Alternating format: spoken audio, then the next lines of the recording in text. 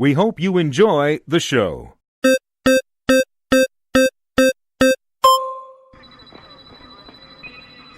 minutes, 21 seconds. 5-second tone followed by a 1-second pause.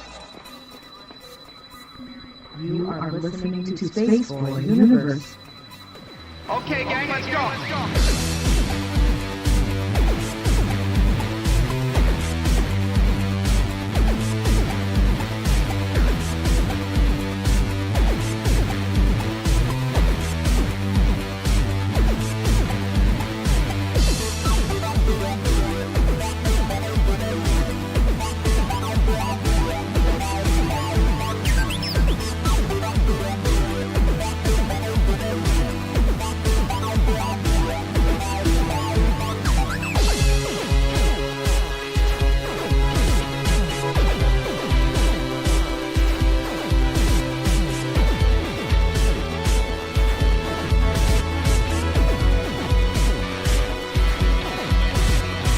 From the space city called Houston, Texas, welcome to Space Boy Universe, featuring Space Boy and the lovely Solana. So strap in and prepare for launch sequence.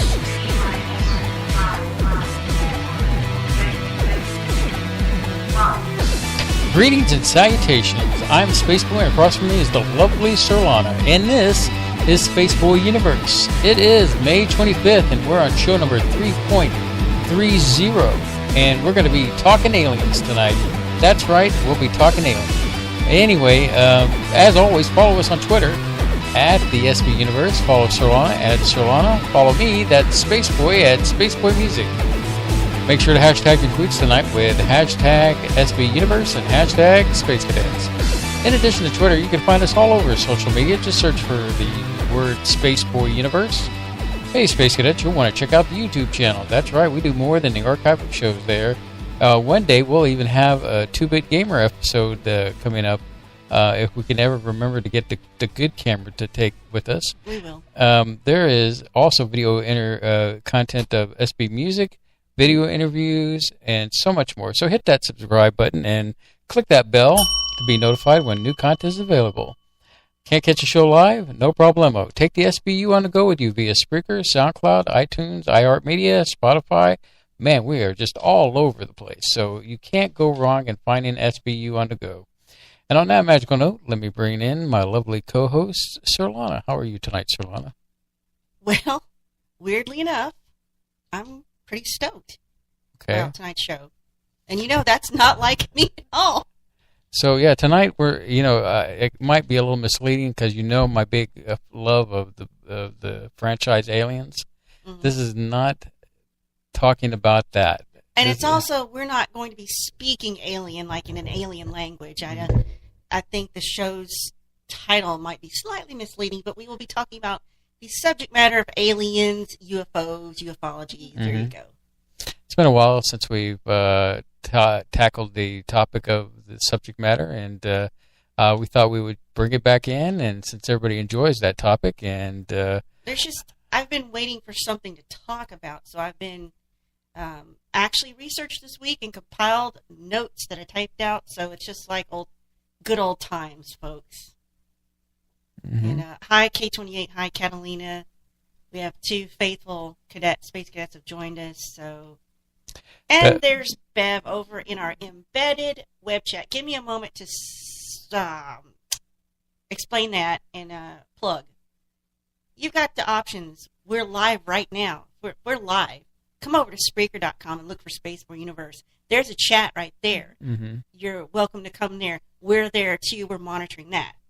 You can also come over to spaceboyuniverse.com/chat.html. Just check it out on our menu. It's linked on the menu. There's an embedded chat on our website that gives you a little bit more freedom to do stuff if you're interested. Plus, it has a nice dark background. It's easy on the eyes. The wonderful thing about I like that is that the meme action you can get into. Yes. About the subject matter. Whatever given night, I could be talking about circus peanuts, and then all of a sudden, boom, we've got animated GIF of circus peanuts shows up in the embedded web chat. So you've got 2 options to chat with us live. We're in both chats. We're monitoring both Spaceboy and I. So come over, have fun. You can also get yourself a commemorative piece of swag. Just come to our website, spaceboyuniverse.com, look on our menu for the shop, and you can get all kind of really cool T-shirt designs for Space Boy Universe or Space Boy Music. And since we're talking about that, spaceboymusic.com, free music downloads all the time. How could you not want that in your life? I mean, this is just like... Speaking of which, I'd like to give a shout-out to Awakening Man because apparently he told somebody about Space Boy Music, and I got a tweeter tweet at me, direct message me about, hey, he wanted to thank me about the great music and stuff, and he was really happy that Awakening Man had sent him my way, I guess, in a way. Well, thank you, Eric. Yeah, so Eric, thank you if you get that message. Hear us and everything. And so, yeah, that's cool. Yeah. SpaceboyUniverse.com, SpaceboyMusic.com. Get free music, buy some merchandise just to commemorate our time together. And if you're on Space Boy Music, there is a donation button there. You don't have to donate to listen or download music. It's just like a tip jar. You go in if you want to tip the waiter for the good service. Then the donation button is there. Any amount is kosher with me. Right. So, just thought I would remind people those things exist because it's been a while since we mentioned the shop. Sometimes we don't talk about the two chats. Never know whose first time it is listening. Mm-hmm. Because not everybody participates actively. So maybe you'll come back and check all this out. So you want to get right into the newsy stuff? Sure. Well, I'm delighted by something I found. The country of Poland agrees with me, and I feel so validated and delighted, but for the wrong reason. So, listen to this. Poland has filed a complaint against the European Union's copyright directive. Okay. Now, you know what this is, right? This is yeah. Article 13. The directive was approved in April, goes in force in June, meaning next month, I assume. Let me see what the date of this is. Date of this article is May 25th, 2019. So it's today. It's fresh. So Poland has challenged the European Union, and it's according to Reuters, saying the legislation would bring unwanted censorship. Now, I told you all along, the real agenda behind this protecting the artist bullcrap is censorship. Oh, no doubt. Yeah. So Poland, the whole country of Poland, which is cool. I didn't know you could file a complaint as a country. Complaint yesterday, I guess yesterday was Friday, the 24th, with the Court of Justice of the European Union. And Poland's deputy foreign minister, I'm not even going to try to pronounce that, bless his heart, said, system may result in adopting regulations that are analogous to preventative censorship, which is forbidden not only in the Polish constitution, but in the EU treaties. And let's see, they have a copy of a tweet, a screenshot of a tweet from the chancellery of the Prime Minister of Poland that says tomorrow Poland's going to bring a case before the justice part of the EU against the copyright directive. So, that got tweeted out, so it's public. So that did get approved. It goes through. It goes in effect June 7th. Well, I'm taking that day off. EU states will have until June 7th, 2021 to produce their own laws to implement it. So they got a year to get some laws to back up Article 13. Legislation is designated to update copyright law, contains a number of controversial clauses, such as Article 11, with the so-called link tax, which allows publishers to charge platforms such as Google to display news stories, and Article 13, the really upsetting one, which says platforms would be liable for content that infringes on someone's copyright, anybody's copyright. So what this means is platforms like Facebook, Google, YouTube, Wikipedia, etc., and others fear that this directive could be detrimental to how they use a site. So it's not just us, the little guy, the everyday person on the internet posting memes and having a good time. It's the big corporate ones, too, are going to get smacked down by the European Union. Well, they have a lot to lose in their game. Mhm. Yes. Indeed.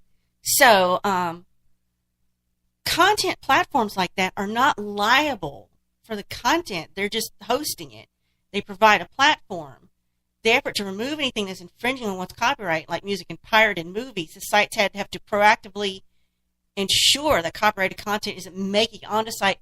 So they would have to hire just thousands and thousands of people whose only job is to watch things being uploaded and smack them down. Right. I don't see how that's feasible. In some ways, they do a good job of it now. Yeah, they do, but it doesn't make any sense. Mm-hmm. We could do a whole show on just the effed up nature of YouTube right now. We could, but And as I brought up to your attention recently, of a fellow talk show has had some issues with YouTube as well, and it just goes to show nobody is beyond the reach of YouTube. Right. Sites now have to proactively ensure that copyright content isn't making it up there, like YouTube. Mm-hmm. Sites may have to resort to implementing a filter, which would be ripe for abuse by copyright trolls and would make millions of mistakes.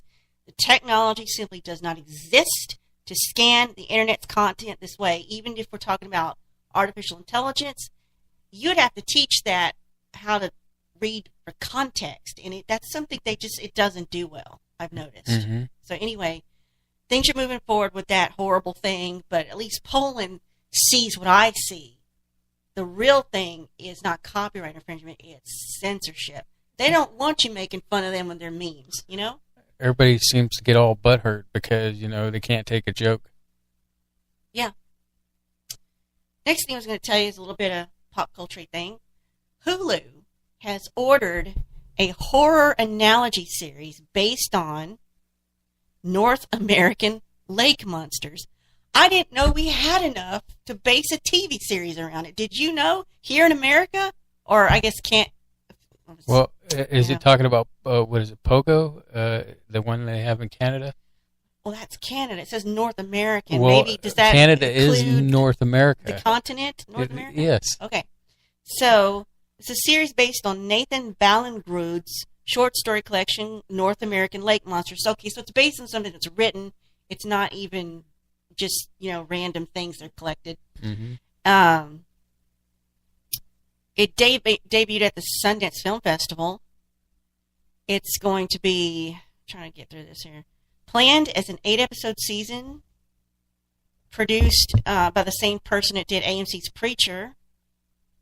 The series will explore the plights of people driven to desperate acts in an attempt to repair their lives, ultimately showing that there's a thin line between man and beast. Their stories will feature encounters with gothic beasts, including fallen angels and werewolves. Okay, those are not lake monsters. So they're throwing everything at it here, okay? So it's an adaptation of the short story collection based on that guy. It probably won't share the same name. It's just being called Untitled Mary Laws Project. Gathers 9 of those stories featuring a man facing werewolves, but werewolves don't live in a lake. A Lovecraftian adventure in the Arctic, scary vampires, and a father and daughter who deal with the discovery of a beached lake monster. So, I don't know if that's something you would be wanting to check out, but that's different. I got to tell you, I've not seen anything like that before. But yeah, sorry, I got distracted there real quick. So, the other thing I wanted to mention briefly, I don't have anything more to say about this, but I caught this headline. I didn't click on it because I didn't care that deeply. But, in case you want to know, you can now pay your AT&T bill using cryptocurrency. And if you have an AT&T account, I feel bad for you, son, because we got 99 problems, but AT&T ain't one. So, there you go. So, I told you that to tell you this. Facebook's global coin cryptocurrency is set to launch next year, 2020, a report claims. First of all, let's get our head around the fact there's going to be a year 2020. I can't in my head. That sounds like a futuristic year that shouldn't exist. Someday we'll have a 2021, and that's I'll probably be long dead by then, I hope. But yeah, I did not know they were having a cryptocurrency. Facebook says they want to launch it. This is according to BBC News. I kind of trust BBC News a little more than some of the others. So they're going to reveal some more details this summer, maybe, and they're going to test it later this year. The currency is being referred to internally as global coin. Well, that doesn't scare me at all. Maybe be available in a dozen countries when it launches. It's expected to offer people affordable, secure payments without the need of a bank account. But how much do you trust Facebook? Be honest with yourself.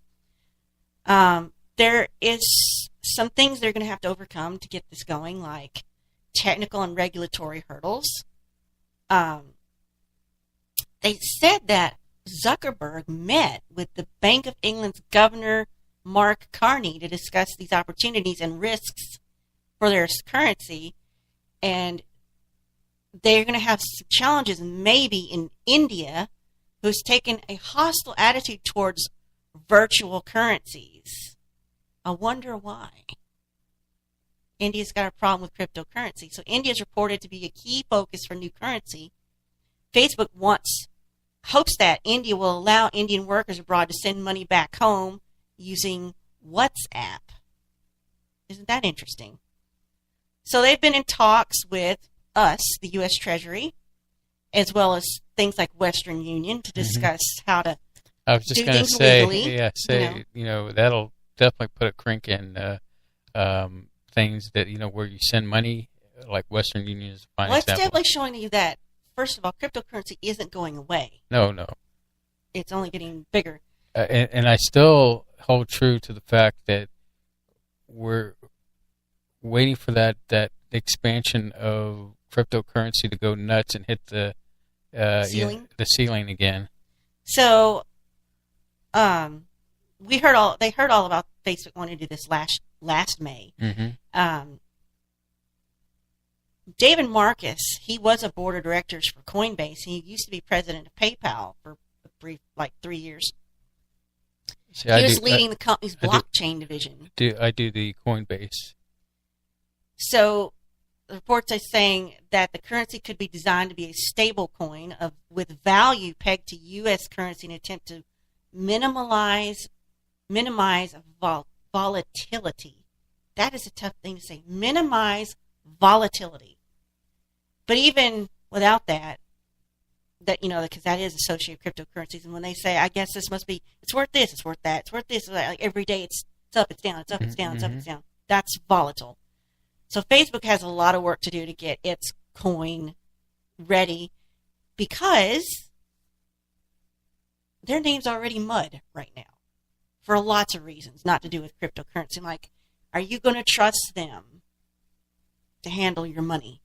Not all your money, just whatever you devote to cryptocurrency, but still. As much as it's a concern, it's actually a good thing to hear that you have a big company like that is wanting to do the cryptocurrency, and which, they're embracing it. Yeah, that bodes well for all the cryptocurrency denominations you have out there. It's not just Bitcoin.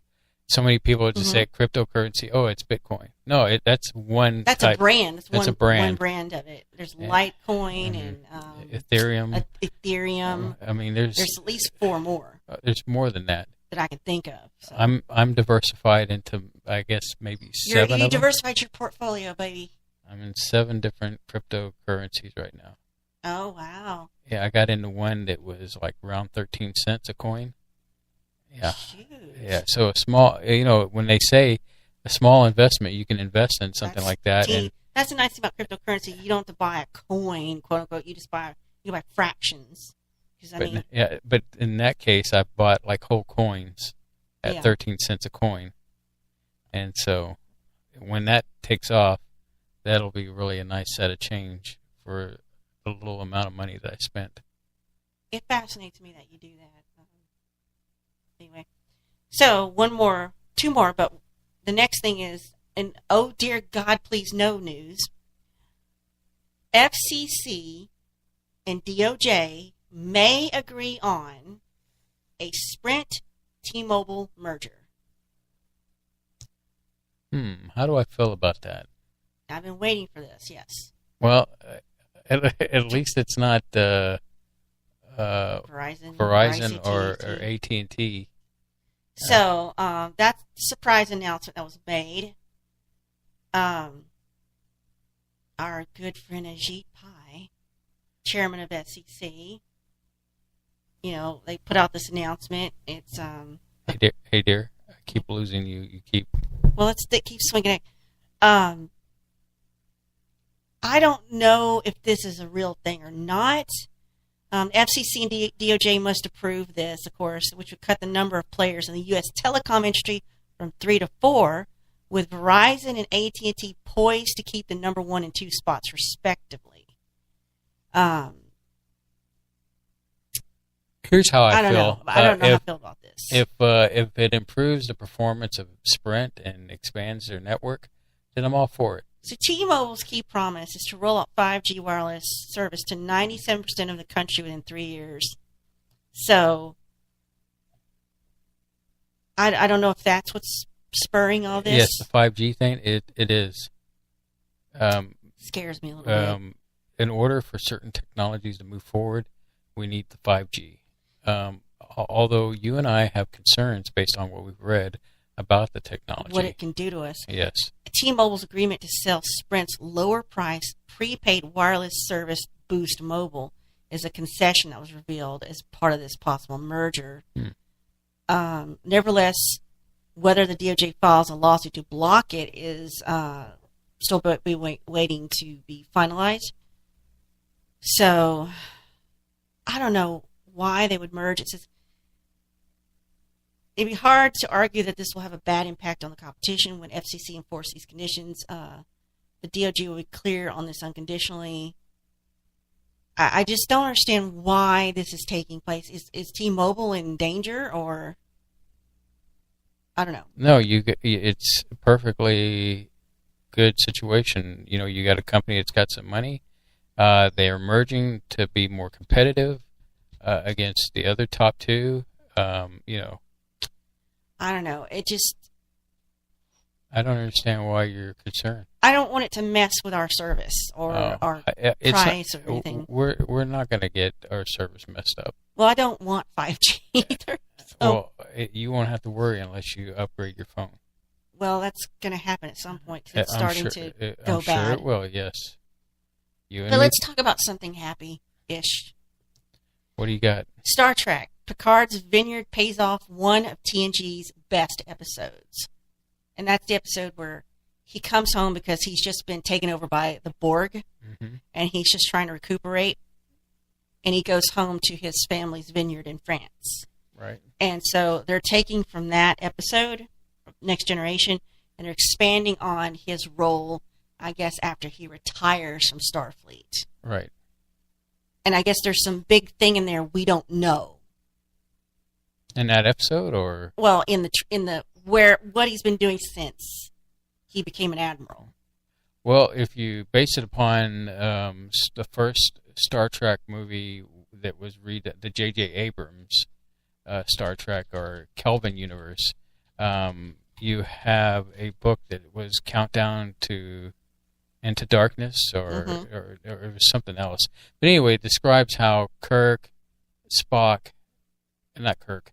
it was Spock and Geordi and Captain Picard had worked out this thing for this ship that had this red matter. Mm-hmm. And the red matter was to be used to stop the supernova from going off, destroying the Romulus.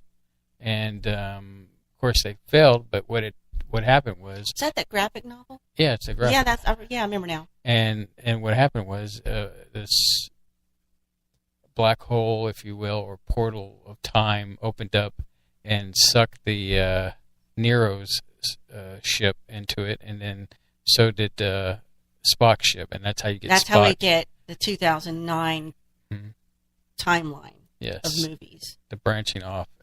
Yeah, From there was a graphic novel you had to read that happened in the Prime universe of Trek. and I'm glad you brought that word up, Prime Universe, because Is it canon? Because Established canon.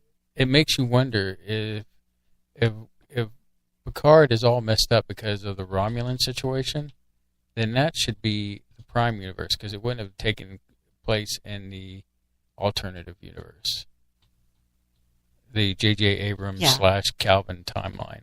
So, Well, I've seen the trailer. I love the artwork they have for this whole thing. And then you told me this series, not only is it going to happen, but Amazon has funded it. Amazon is the reason why it's going to happen. They put up the production money for it to happen. I was like, really? Well, they've got the money, They have the exclusivity of playing it. But it'd still be through CBS All Access, is what I've read. Maybe. I think Amazon's taking over where Netflix was with Discovery. Mm-hmm. And because Netflix just wanted to get out of it, period, because they were not benefiting like they were thought they were going to be. Because they thought, with Discovery, they were going to get the show that all these hard trekkers that, loyal fans, and it didn't turn out that way because they didn't get me. And but I got to admit, as much as everybody has browbeaten Kurtzman, the head producer over Star Trek Discovery, I liked how they wrapped it up and brought it back to Prime. Did they? Mm-hmm. Well, that's good. I will at least give it a chance. Unlike the Orville, which you hate because coworkers have told you that it sucks, and it doesn't. Nobody has to tell me whether it sucks or not for me to watch it or not. I've told you I do not like Seth MacFarlane. I don't want to see him. I don't want to hear him. I don't want him to profit or be happy from my eyeballs seeing his stuff. So that's the end of the story. Whether it's good or not, I don't even care. Why are you so bitter about Seth MacFarlane? I don't know. I just do not. Did he steal your candy money or something? I don't know. He just wanted. I feel this way about somebody I actually know personally, but I can't tell you here. Well, no, it's not show related. It's not a space cadet. It's not anybody you know that's listening. I'll need to ask that question. This is in our personal lives. You don't know him either. So. Oh, wait, it's a him? Him or her. You don't know this person either. You've never met them. So, it's just, these are the two people I feel strongly like. If you ever get by yourself in a dark alley, heaven help you. But I don't see how Seth MacFarlane has affected you. I don't know. It's just one of these inexplicable things. Like something inside me tells me, don't like him, don't trust him, take advantage of a situation if he gets in one, if you can. I'm not saying it's logical or good or morally correct. It just is. Because I was going to say, morally correct, I mean, you watch Rick and Morty. I know, I told you, I said it is very hypocritical of me to say I don't like Seth MacFarlane based on his content. Sure, I can't stand Family Guy, but I watch Rick and Morty. Now, I just don't get offended by Rick and Morty and upset or disgusted like I do with Family. Maybe it's just because I know Seth, that's his show, and he's doing most of the voices. Maybe that's in my brain. But what you took issue was, I have a coworker, and he told me, well, if you don't like Seth MacFarlane, you don't like Family Guy, you won't like the Orville because it is kind of like Family Guy in space. And I said, well, that I kind of suspect, and now kill it for me. Came home and I told you, and you went through the roof. Good example of you going to somebody else and taking their opinion, and instead of going to your husband and trusting his opinion about something, you got to go to, You already told me your opinion. Third world country. You've been here watching it. No, you've already gave me your opinion. You've been watching it here at the house. I see that you're watching it. I know what it is. I've seen a few little bits and pieces of it here. I didn't need to go get a third-party opinion. Oh, that's Seth MacFarlane. Is this his show? Yeah. Cool. I'm never watching that. See, That's and you don't didn't even talk to anybody. and you don't even give it a chance. Even though it has Star Trek alumni, it's Good for been him. directed by a few episodes by next gen characters. Not going to watch it. Yeah. Anyway, Not going to watch it. so Also, here's some other things I'm not going to watch. Game of Thrones. Also not going to read it. Lord of the Rings or The Hobbit. Not going to watch or read it.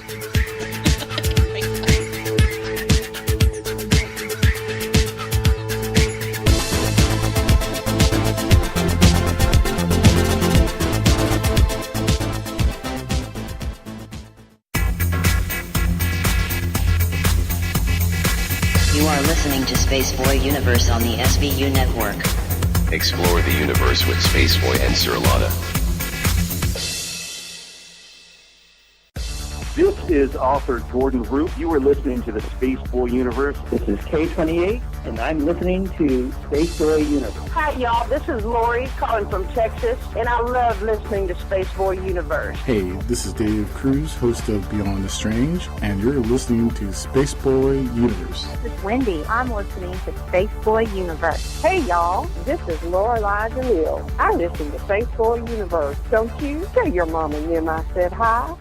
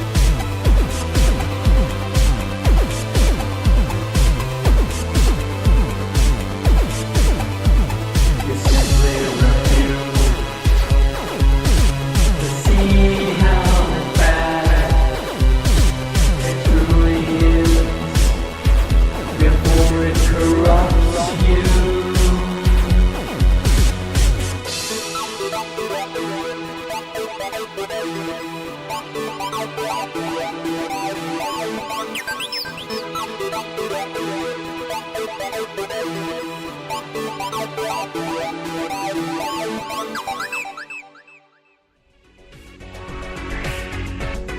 are listening to Space Boy Universe. Here are your hosts, Space Boy and Sir Ronnie. All right, we're back. That's round one. And tonight's going to be a great subject matter night because last week Solana picked it, and I asked her, "Are you sure you want to talk about aliens?" Yeah, because we haven't talked on this topic in a long time. And so she's been very enthusiastic all week about the subject matter. And I actually did some research, and I actually typed up notes.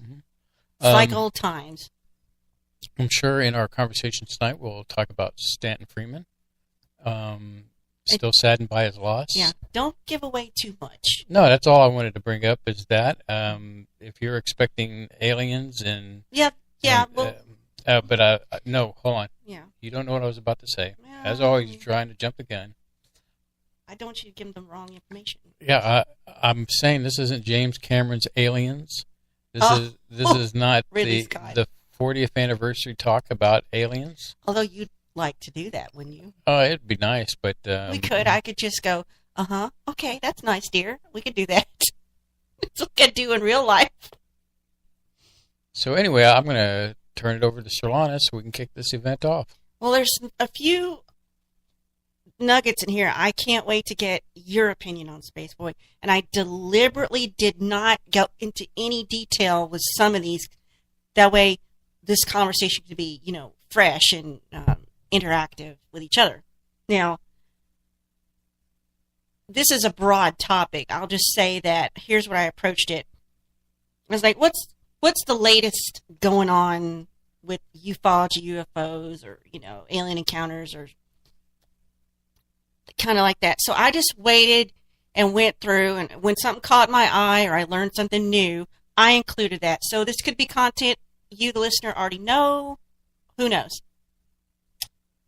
But we'll go ahead and get into it. Like you said, unfortunately, Stanton Friedman passed away recently. I thought, well, let's start there. I kind of know who he is. I've read one of the books he co-wrote about Betty and Barney Hill. And that's about it from my knowledge. So I thought, well, let's go and find out a little bit more about him. She actually went to his site, which is still there. It's still up, StantonFriedman.com. So let's start there with the man himself, right? So, one thing I did not realize or just didn't register in my mind is that Stanton was a nuclear physicist. Mm-hmm. He was a legit scientist, and that's how he started out. So now that intrigues me because, let's see, he was employed by places like GE, GM, Westinghouse, McDonnell Douglas. And I'm guessing like McDonnell Douglas, he worked on some highly advanced, highly classified projects, maybe or maybe not, including fission, fusion, power plants, and some of this was for terrestrial and some of it was for space applications. I was like, wow, that's pretty cool. So he was a nuclear physicist. He was a scientist. He was a man of science. This is going around in my head thinking, I was wondering, how does a man who comes from hard science like this get interested in something so nebulous as ufology? Mm-hmm. See, that intrigues me right there. Because, in my mind, I don't know if this is the same for you or you out there listening, I figure people who are scientists, that they make that their main job, how they get their money. I assume that they're hardcore and they're skeptics and they need the evidence and the empirical data and the proof and has to go through scientific methods of testing before they'll believe anything. That is not the impression I get from Friedman. I could be wrong. I don't know that much about him and I haven't dug too deeply into his work.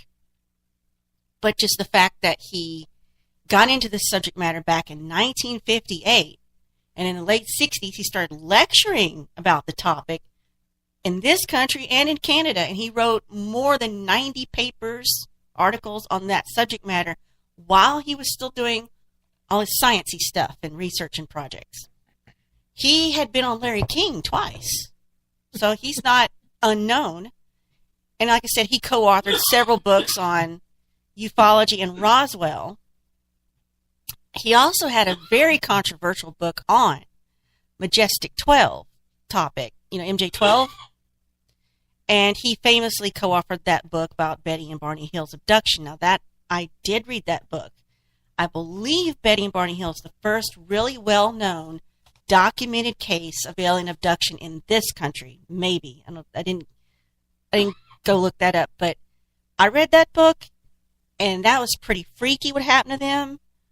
While it was happening to them, it didn't seem like it was too bad, but I think they may have had their memories tampered with by the aliens, so maybe they didn't remember anything that was traumatic, and that had an effect on them after they were returned, like a long-term messed up in the head. Eventually, I believe they separated over it, yeah. Which is just sad. Flipping meddling aliens. So, looking at his website, what does Stanton have to say about aliens, UFOs, right? Mm-hmm. As a nuclear physicist who had a serious interest in this subject matter since 1958, he reached 4 major conclusions, and these are quotes directly from him and his website.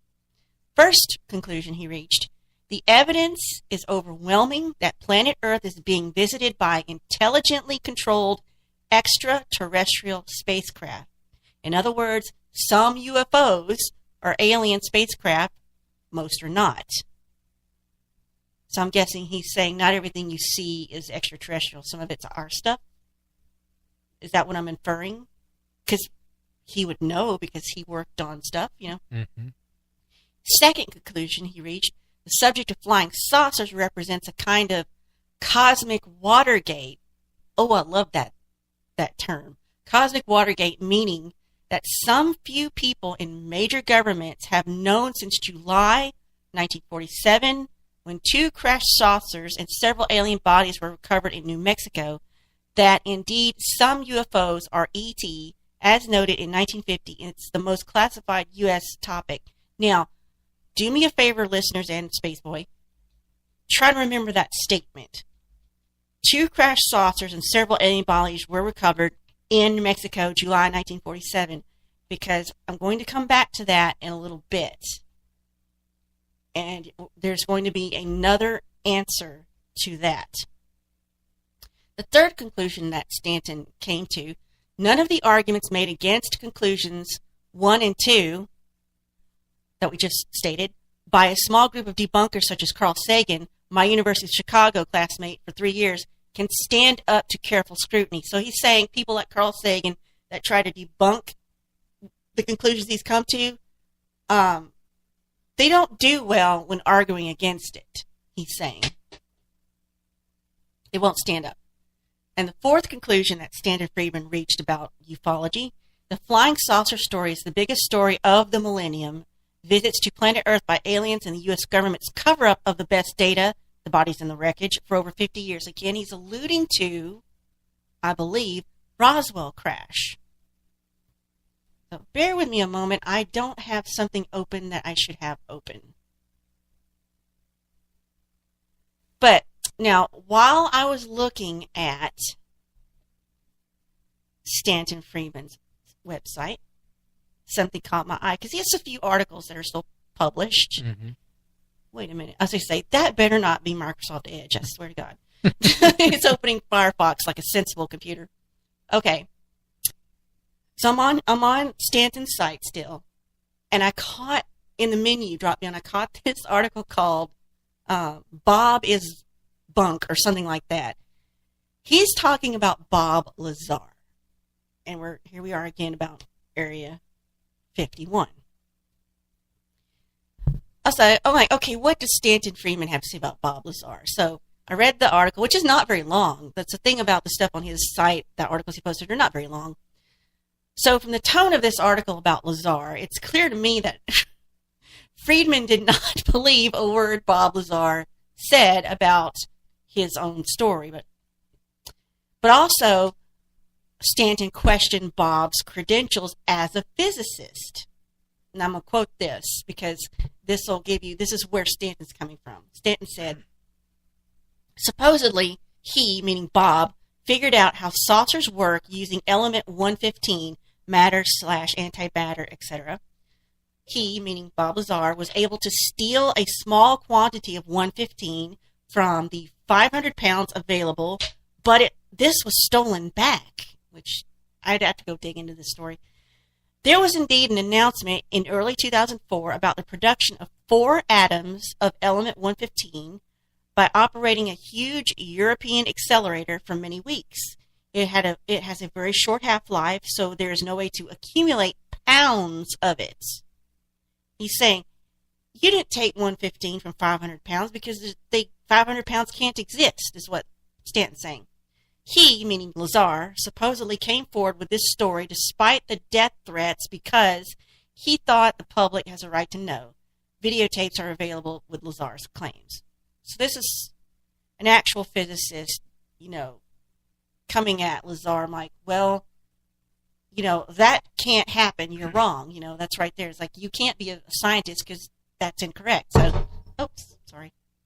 I shouldn't have so much stuff on this desk. Now, Stanton said that about Lazar in 1997. So, I don't know what, if anything, that did to Bob's credibility, if it did anything at all. So, I didn't look into that either. But at the time of the article, Friedman's really adamant about Bob being bumped. The whole thing, everything Bob said is bogus, right? He's a fraud, right? He says Lazar is a fraud because Lazar has no evidence. There's a complete lack of evidence. No diplomas, no transcripts, no professional memberships, no published papers, no evidence of him attending MIT or Caltech because Stanton said he called them. Stanton said he called other universities and colleges that Bob attended, supposedly, and none of them ever heard of Bob Lazar. And this is a quote from Stanton here. He, meaning Bob Lazar, was publicly asked when he got his MS from MIT. He said, let me see now. I think that was probably 1982, like Bob couldn't remember.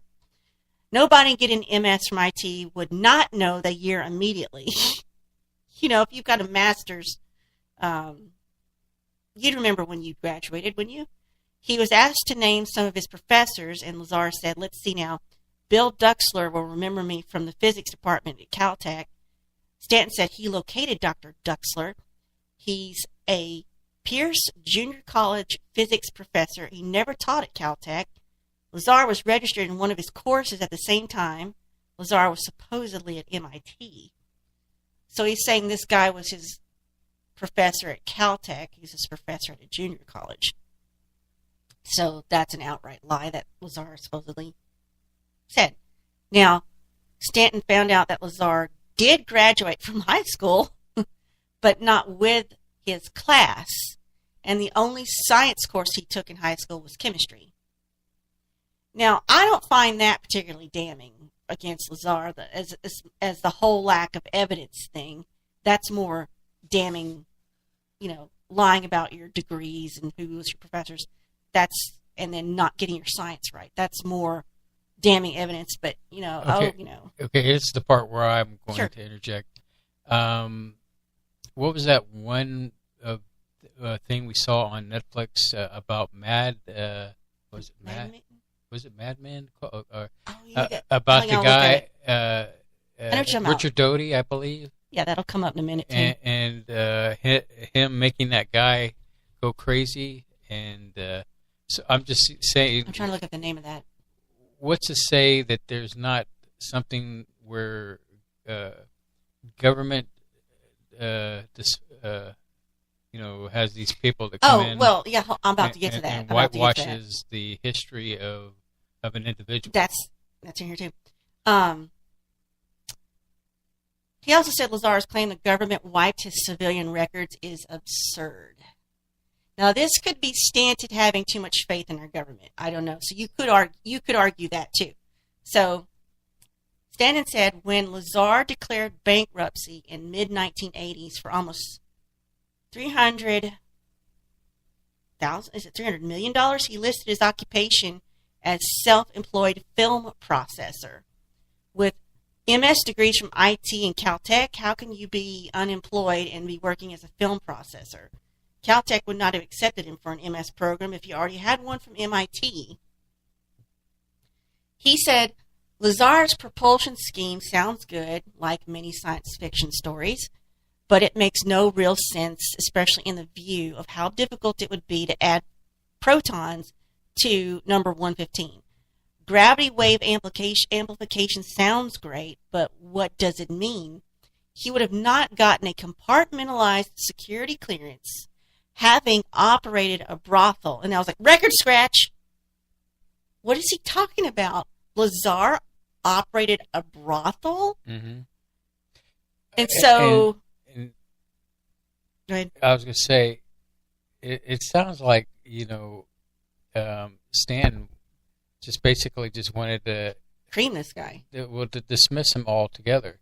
Well, and that frustrates me, because then you have, and why it frustrates me is I go back to another character you probably didn't bring any kind of update to it, and that's I can't believe I've forgotten his name. Stan Romanek. Well, he's not part of this. I'm using him as an example. I'm using him how everybody has discredited him. I get you're saying, what if what happened to Romanek is what happened to Lazar? Yes, okay. In its own unique I'm way. just telling you what Stanton said. I'm not saying and I necessarily don't get me wrong, believe him. my feelings when it comes to Stanton is that he's got street cred, and mm-hmm. If Lazar got the science wrong, I'm sure Stanton knows it. Right. So I'm just telling you what Stanton said. And he said the Department of Naval Intelligence totals under $1,000 at most for a week's pay for scientists. You can't get security clearance in a week. So that's what he had to say. Now, when I read the sentence about a brothel, that completely derailed all my research into Stanton Friedman. So I started clicking and doing these link searches, right?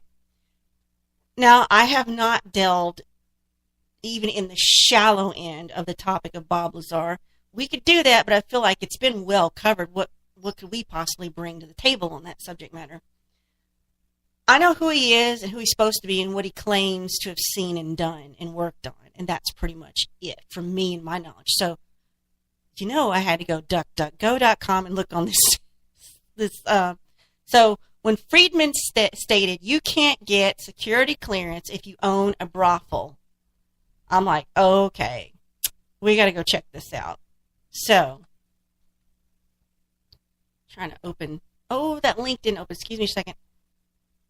Is that working? Purchase a brothel.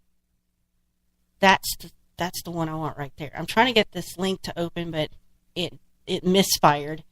I wanted to read you excerpts because I did mention this to Spaceboy during the week, and I think he called bullcrap on it. And I'm like, well, when I read you from the website, you won't. But you know what? The website link is here, but it's not coming up. It's gone. Lazar pandering news story. So let's see if I can't Chrome to open it. And before you get to that, did you watch the video Bob Lazar Area 51 flying saucers? I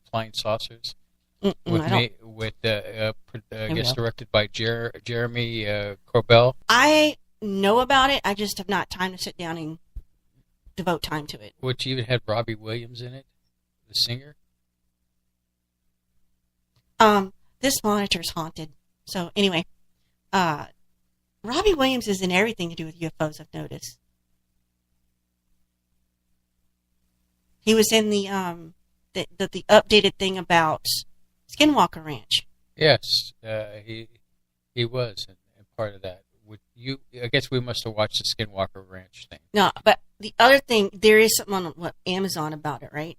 Amazon Video. The Bob Lazar thing. Yeah. No, I had to buy that off. Can I get to this part? Go ahead. I just was trying to confirm. So, Source in Channel 8's UFO series pleads guilty to pandering charge. He pled guilty. A Las Vegas man who was a major source for a TV documentary on UFOs, made a guilty plea in district court Monday to a felony charge of pandering. Bob Lazar, 150 hours of community service, admitted that he recruited a local known prostitute and encouraged her to solicit customers. You had told me, he just installed some cameras. No. He went a little bit further. He admitted he helped modernize the business of prostitute Tony Bullock by doing some computer work. And what else is the charge carries a sentence of 1 to 6 years, a fine of $5,000. Probation may be an option. According to police records, Lazar met Bullock as a customer. At one meeting, they talked for several hours about UFOs, and Lazar told her he had a master's degree from 2 universities. So, like she would know and check. The records show Lazar later helped Bullock in setting up the business. He kept computer records of customers. He took at least 50% of her fees. Lazar also interested in recruiting other women into the operation. And Bullock was arrested for several prostitution-related charges, but she cooperated with the police by telling them of Lazar's involvement. So she ratted on him. She was charged with keeping a disorderly house.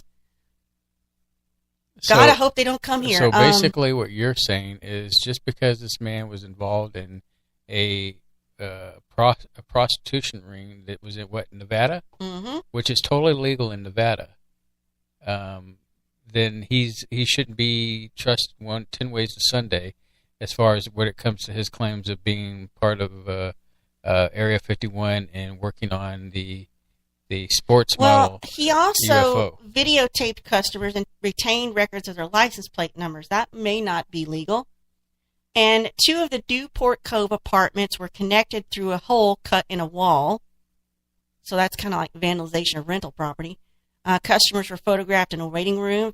No evidence to suggest that Lazar might have been using it for blackmail purposes. But there you go.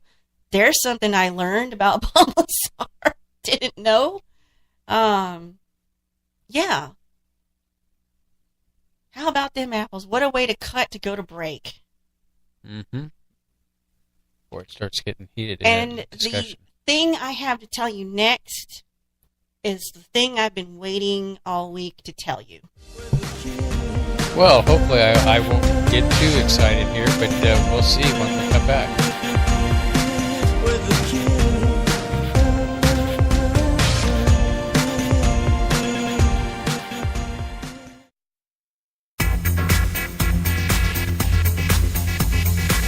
You are listening to Spaceboy Universe on the SBU network. Explore the universe with Spaceboy and Sirlana. Hey, Solana! What? If Spaceboy Universe was cheese, would you eat it? Come on now, it's a simple question. Maybe? SpaceboyUniverse.com.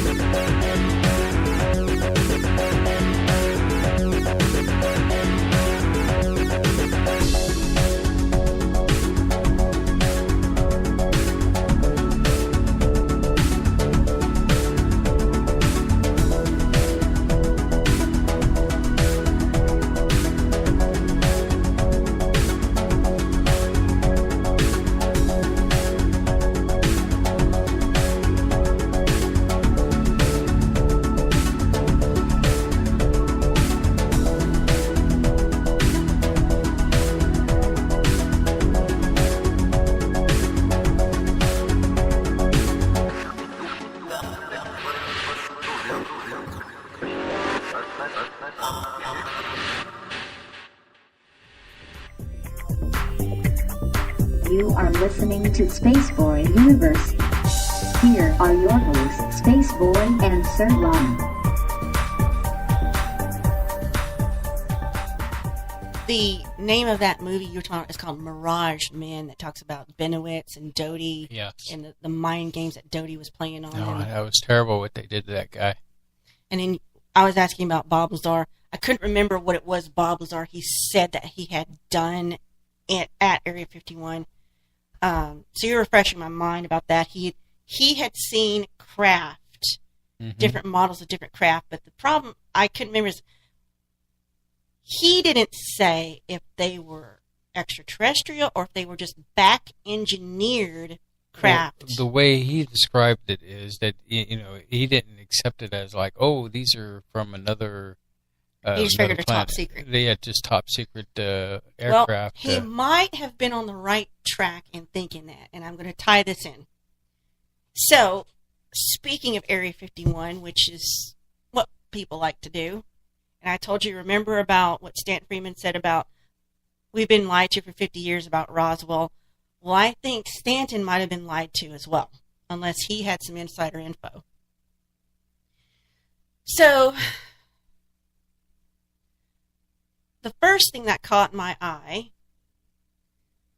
was this article called, and it was dated October 2017, but I don't think that matters. If it happened, it happened, The headline says, former Area 51 insider claims U.S. Navy recorded video of a UFO that defied physics. Now, this caught my eye because the guy who witnessed it is a former Area 51 worker. I'm like, so why are you baffled about something you're seeing if you've been on the inside, right? Mm-hmm. Okay? And now that I know something else, I'm teasing you a lot, people. I'm not quite to the thing that I've really been dying to talk to you about.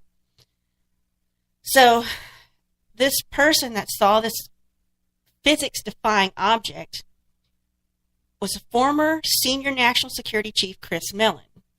He says it defied physics, this object, and it was recorded by U.S. Navy personnel aboard. Why do I type like an idiot? Sorry. Aboard the USS Nimitz is when and where they saw it. So they had equipment ready to film. Mellon claims to have worked on classified projects of Area 51. So I'm thinking, if you worked there on classified stuff, why is this blowing your mind? You understand? I don't get, or maybe he just didn't work on anything cool like this. So this object Mellon saw, it was in broad daylight aboard the USS Nimitz, had, of course, thousands of crew members aboard. They saw it too. This UFO appeared suddenly on the radar, out of just boom, there it is, and it headed toward the ship.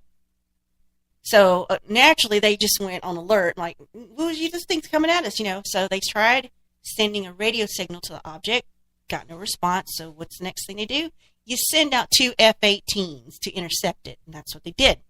So they get these 2 F-18s up there to chase this thing, and when the pilots got it close enough to talk about it, they said, this object has no wings and no exhaust.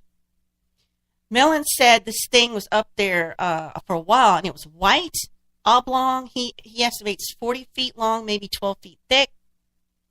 One of those F-18s pursued it, only to have this thing turn around, change course, and come toward that F-18. So he had to maneuver to get away from it and get behind it. But while he was doing that, his gun camera got a good look at it. And they could tell, when they got that good look at it, they were outmatched technology-wise. Mellon said that object remained in the area for hours. And they deployed more F-18s, but they were all sent out, and they all had those same results. It just played with them.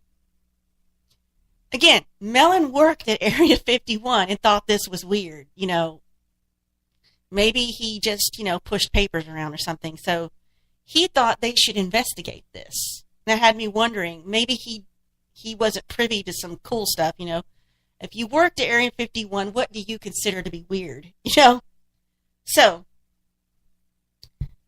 I saw that after this next section I'm going to talk about. Now, they've actually done Area 51 is for testing. They've actually tested things that we've been using for years.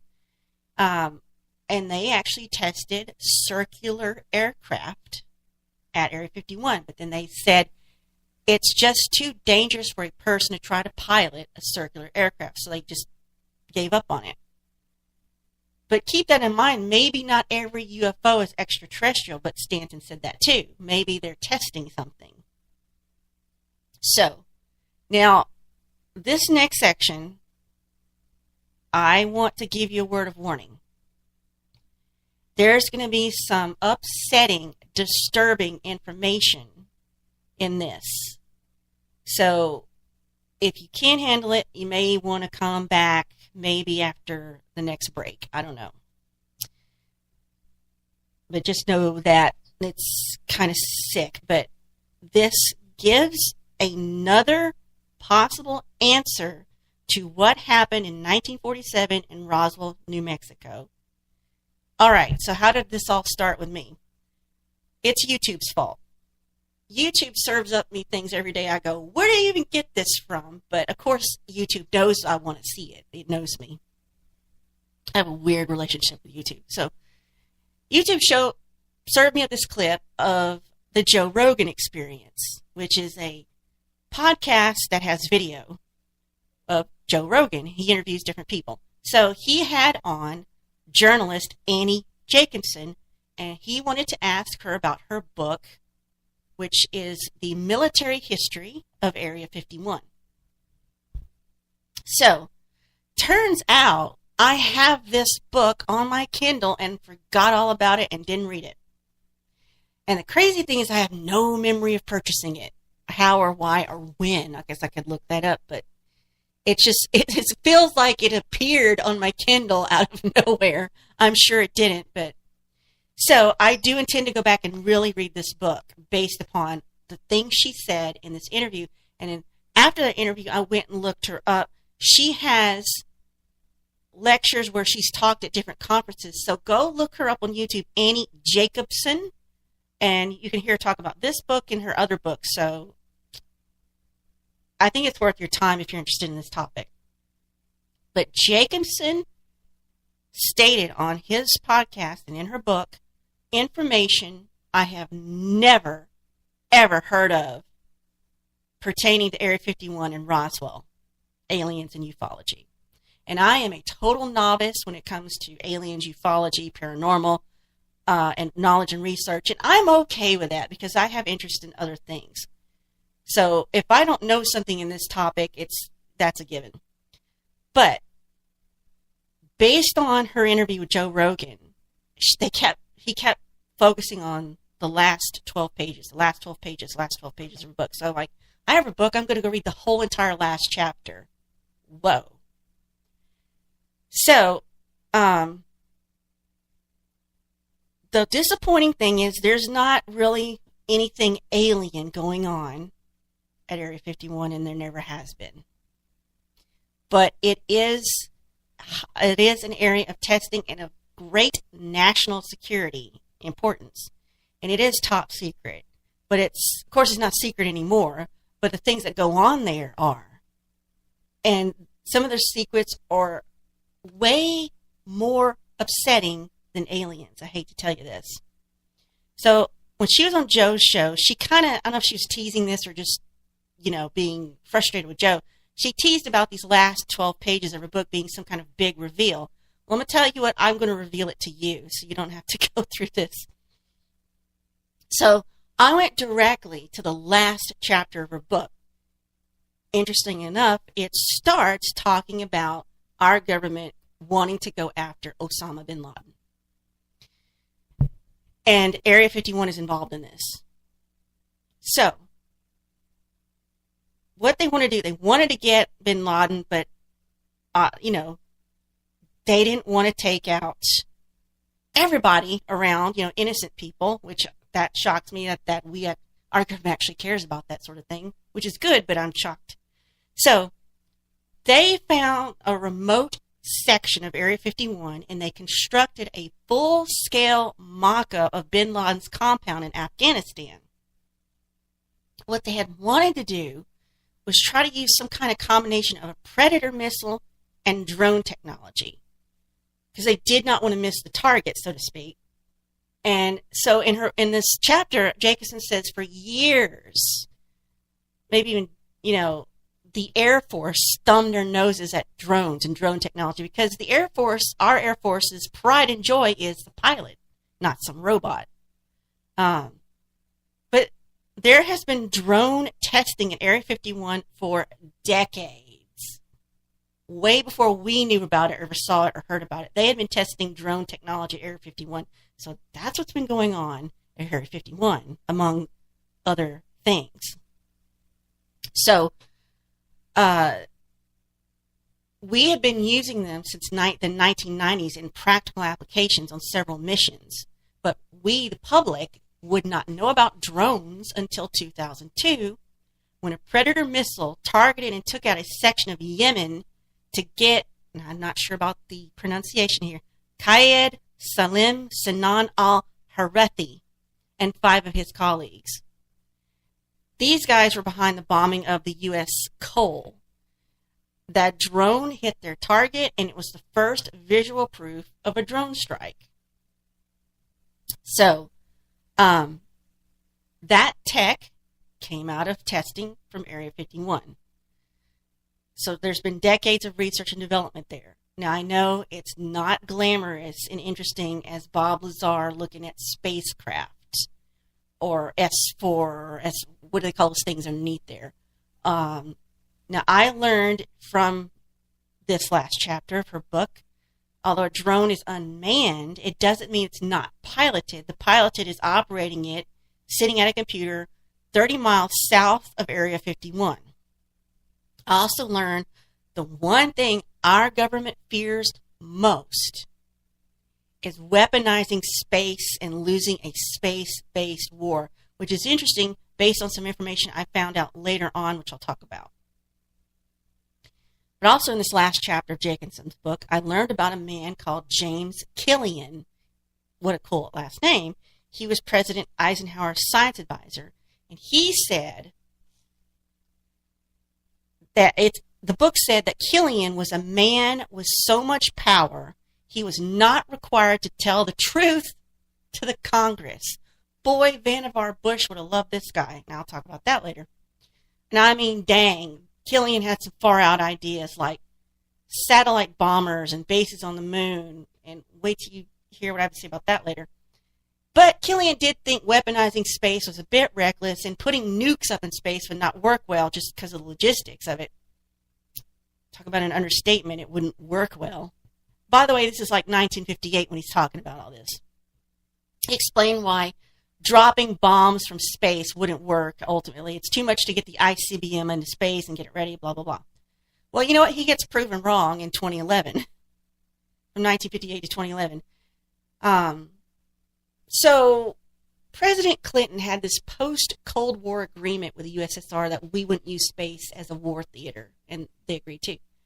So he put a stop to nuclear ground-penetrating weapons testing, and he signed a treaty about it. Well, that meant nothing to people working at Area 51. So a ground-penetrating nuclear weapon is something you use, is called the bunker buster. If you're something that's underground that you're trying to get rid of, someone's bunker. Well, if you build your bunker under granite, it'll actually withstand a nuclear missile. Granite's pretty tough, so if you got some granite countertops, hide under them. I thought that was interesting now. So, because of this treaty Clinton signed, they're like, okay, we need to come up with either some low-yield nukes or something that just doesn't use nuclear options at all. And here we come again under this thing I keep hearing about, rods of God, which I can't get a confirmation if they're real or not. But these rods of God do not have any incendiary device on them. There's no nukes. It is just a long, slender rod, 20 to 30 feet long, 1 foot in diameter, and I believe it's made of tungsten. And they can be launched from space. They're just big metal rods. So is that technically a weapon? They can travel back to Earth at a rate of 30,000 feet per second and hit a target so precise, and they do not leave any devastating environmental impacts like radiation sickness. But they will destroy a target utterly because of the speed and the weight of it. Like I said, I didn't confirm if this exists or not, but it's just a possible way to get around the nukes option for a weapon, a bunker buster. Okay, so they're trying to work on these low yield or no nuclear option to get rid of these underground facilities that pose threat to national security. So in January 2001, they wanted to take out one. They're trying to do something to make this new bunker buster. So Jacobson in her book says that they would do testing for that deep underground. Where? At Area 51. The Nevada test site is the way you refer to the entire compound where Area 51. Area 51 is a parcel of land of a larger testing facility. Just know that. Area 51 is not like the only thing there. It's just part. Stephen Younger was president of operations at the Nevada test site. Denies all of this, by the way, that they were doing these testings underground. Said there are no underground nuclear weapons testing at this Area 51 or anywhere around it, but there are some scientific experiments below Area 1. I don't know if that means there's an Area 1 through 51, but that's kind of what you get the idea. So there were experiments with plutonium and high explosive, but, not weapons, because plutonium and explosives are nothing to worry about, right? Keep that in mind. So Younger said, we don't do this, explode stuff underground, but the Russians do, meaning the Russians do test weapons underneath the ground at Novaya Zemlya. I don't know. At this point, where this is, the Russians detonated 50 megaton thermonuclear bombs in 1961, and they've been developing and testing them nonstop. How do we know that? Because Putin tells us so, because he wants us to know about it. I'm telling you all this to say that's what's going on at Area 51. It hasn't been hiding alien bodies, but something worse. So Area 51 is part of this large parcel of land. It's still classified as to what goes inside it, but we know it exists officially now. It's not a secret. There's no doubt, though, some of these super secret projects have been critical at keeping us safe. So can you get mad at it? I don't know. The U-2 spy plane, that was developed there. The A-12 Oxcart plane that kept Johnson's administration from declaring war on North Korea, that was developed at Area 51, or the Nevada test site. The F-117 bomber developed at this test site, just to name a few that's gotten us out of a jam. What about the, I know I'm going to butcher this one, the SR Blackbird? Possibly. She didn't mention it in this list of things, but you could be right. Mm-hmm. Sorry for hitting the mic there. But my concern is, what else are they doing down there that they're not telling us? I mean, are they doing research and development that's all legal and ethical? Sure, they've done things that have really saved our bacon, but at what cost? Now, here's where it gets disturbing.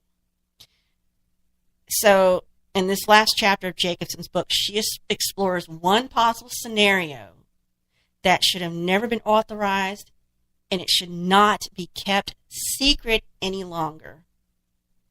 If you've not heard this before, this is going to be disturbing.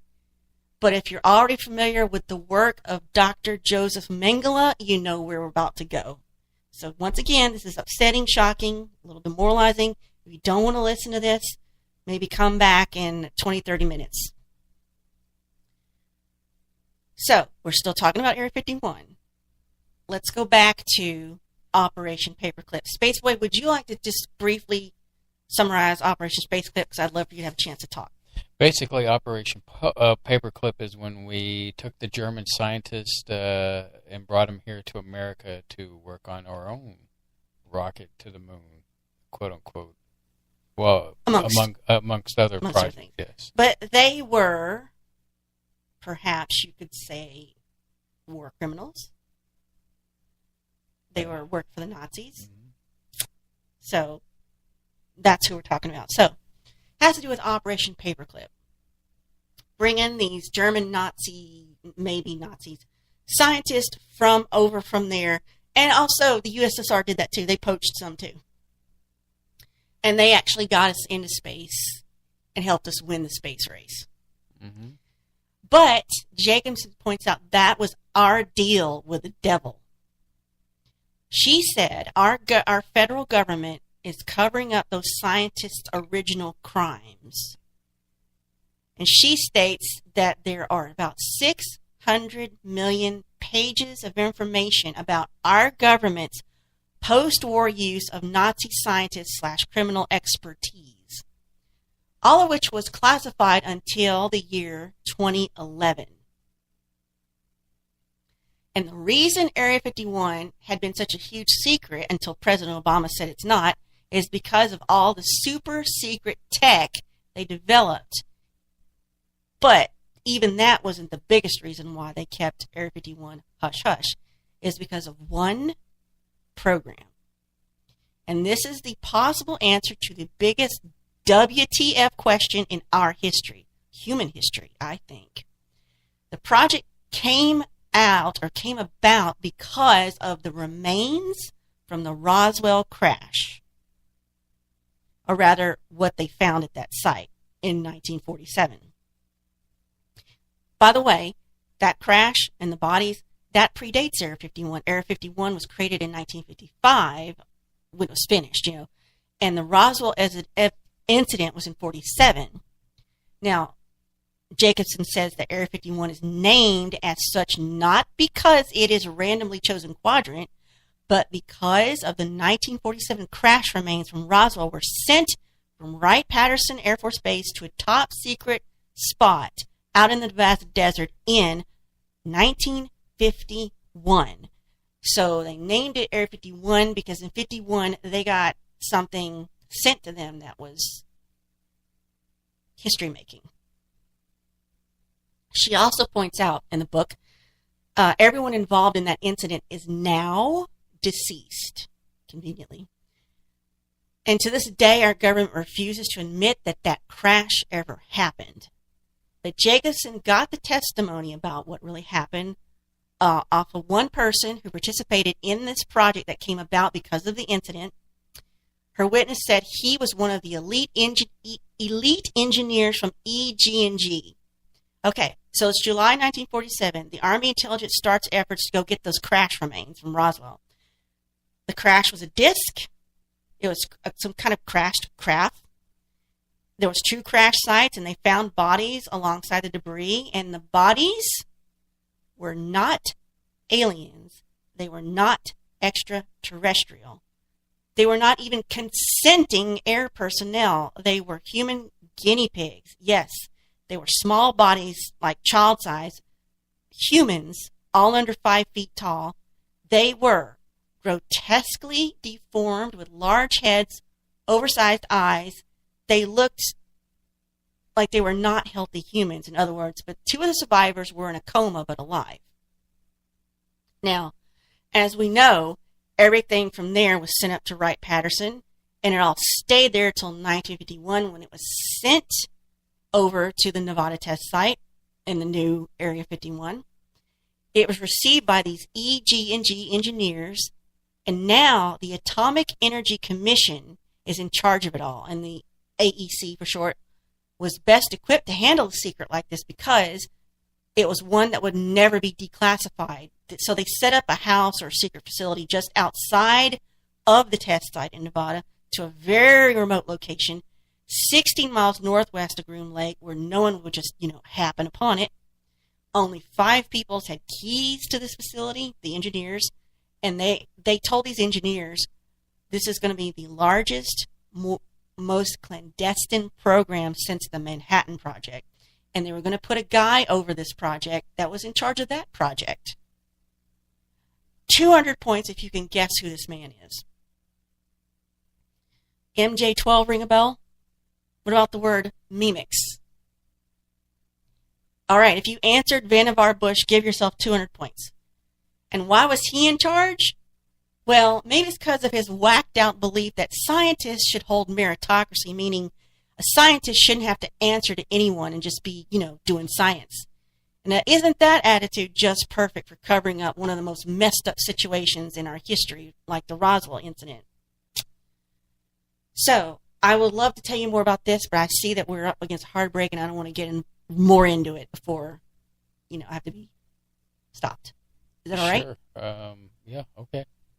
When we come back, we'll have more with Silvana, and we'll even take some calls when they pop up.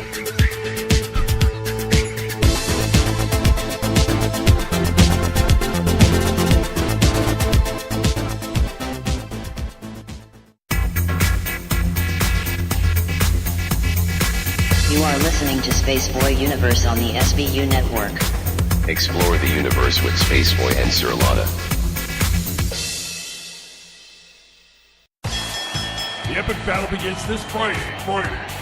Direct from ringside at Laser Death Melt and Bot vs. Bot in Galaxy's 2-ton weight championship, where your challenger, Good Bot, will face the reigning champion, Bad Bot. You're terminated. Reserve seating starting at $30. 2-drink minimum, where ladies don't get in free. This is an SBU production. You're listening to Spaceboy Universe.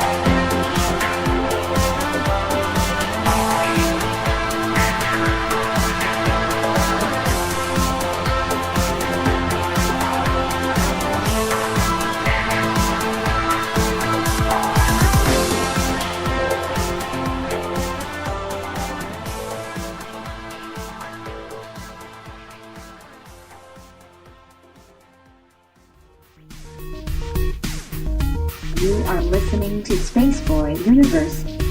Here are your hosts, Spaceboy and Sir Lana.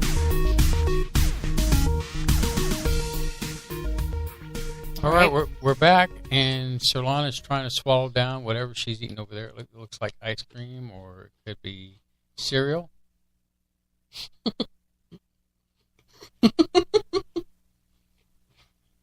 I'm laughing because technically it's your cereal.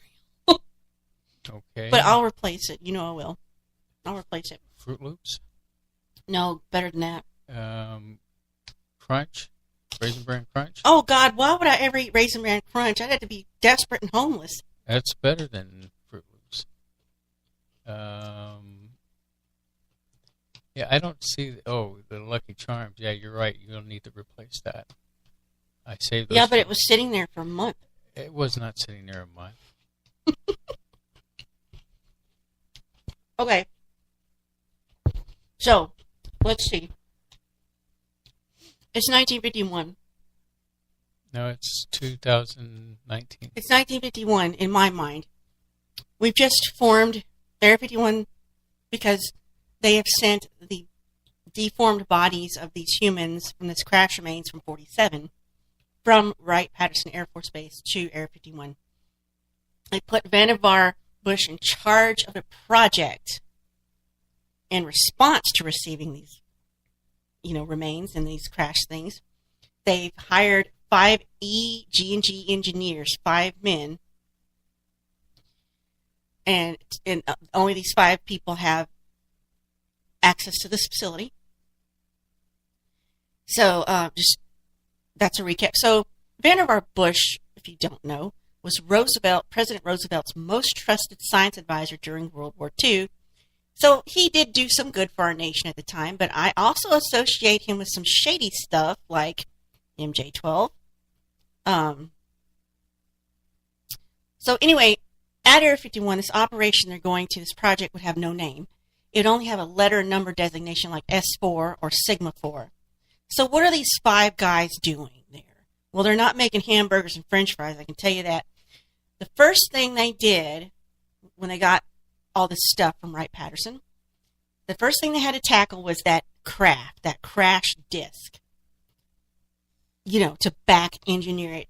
So they get it, and the first thing they see is it had Russian writing stamped or embossed in a ring around the inside of the craft, purposefully.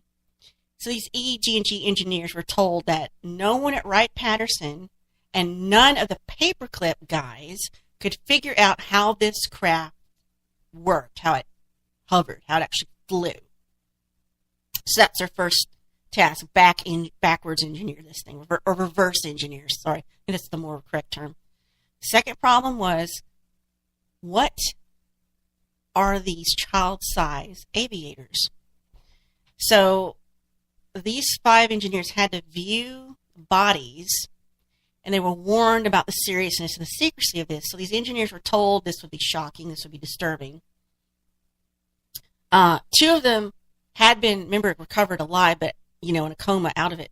So they had to be transferred into a jello-like substance so they could stand them upright and attached into something like a life support system. So the engineers were told these recovered 2 were humans in a comatose state. They looked kind of like children, but they had been once healthy humans, and they determined that they were about, 13 years old. Their bodies had been surgically manipulated to appear inhuman, so that's what they were told. And they were told that these kids were kidnapped and worked on by Dr. Joseph Mengele.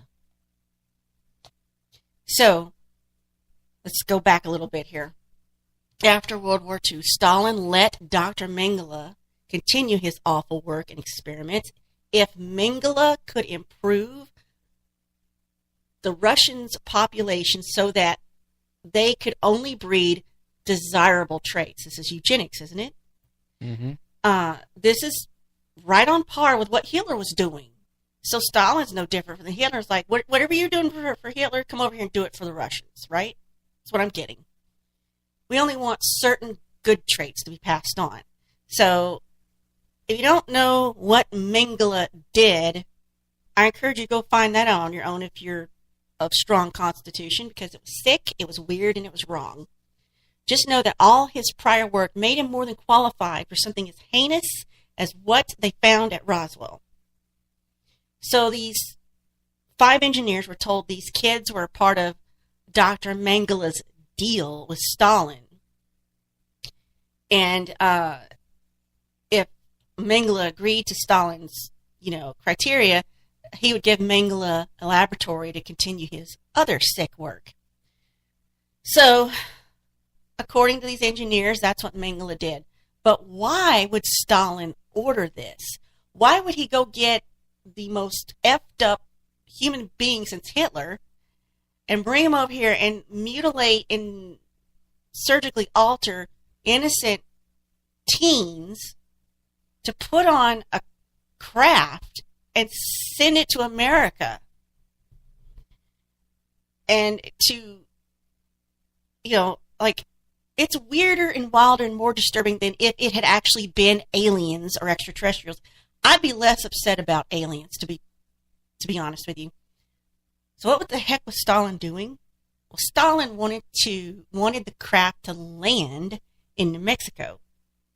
He wanted these kids to get out, climb out, and be mistaken for visitors from Mars. If you recall, late 40s, we're still in that communist hysteria, right? Mm-hmm. We're going into the 50s, and we're about to be introduced into more post-war communism hysteria. And there was, because of all the tech and all the things that came out of World War II, there was starting to be more science fiction out there, more little green men. Bugs Bunny even explored these things. So I don't know if he was playing into that, So Stalin was trying for his own War of the Worlds moment. If you recall, do you want to summarize that real quick? The War of the Worlds? The War of the Worlds. What happened there? Basically, a radio program by the Mercury Theater. And Orson Welles was, like the brainchild behind the thing. Pretty much, it started off as a radio. It was radio back then. It wasn't TV, so people tuned into the radio, and it opened up, and I think it had a disclaimer at the beginning, but a lot of people tuned in a little afterwards. Late and mistook the program as a real because actual Orson event. Was that good of an actor, I guess. Yes. He was really selling it, right?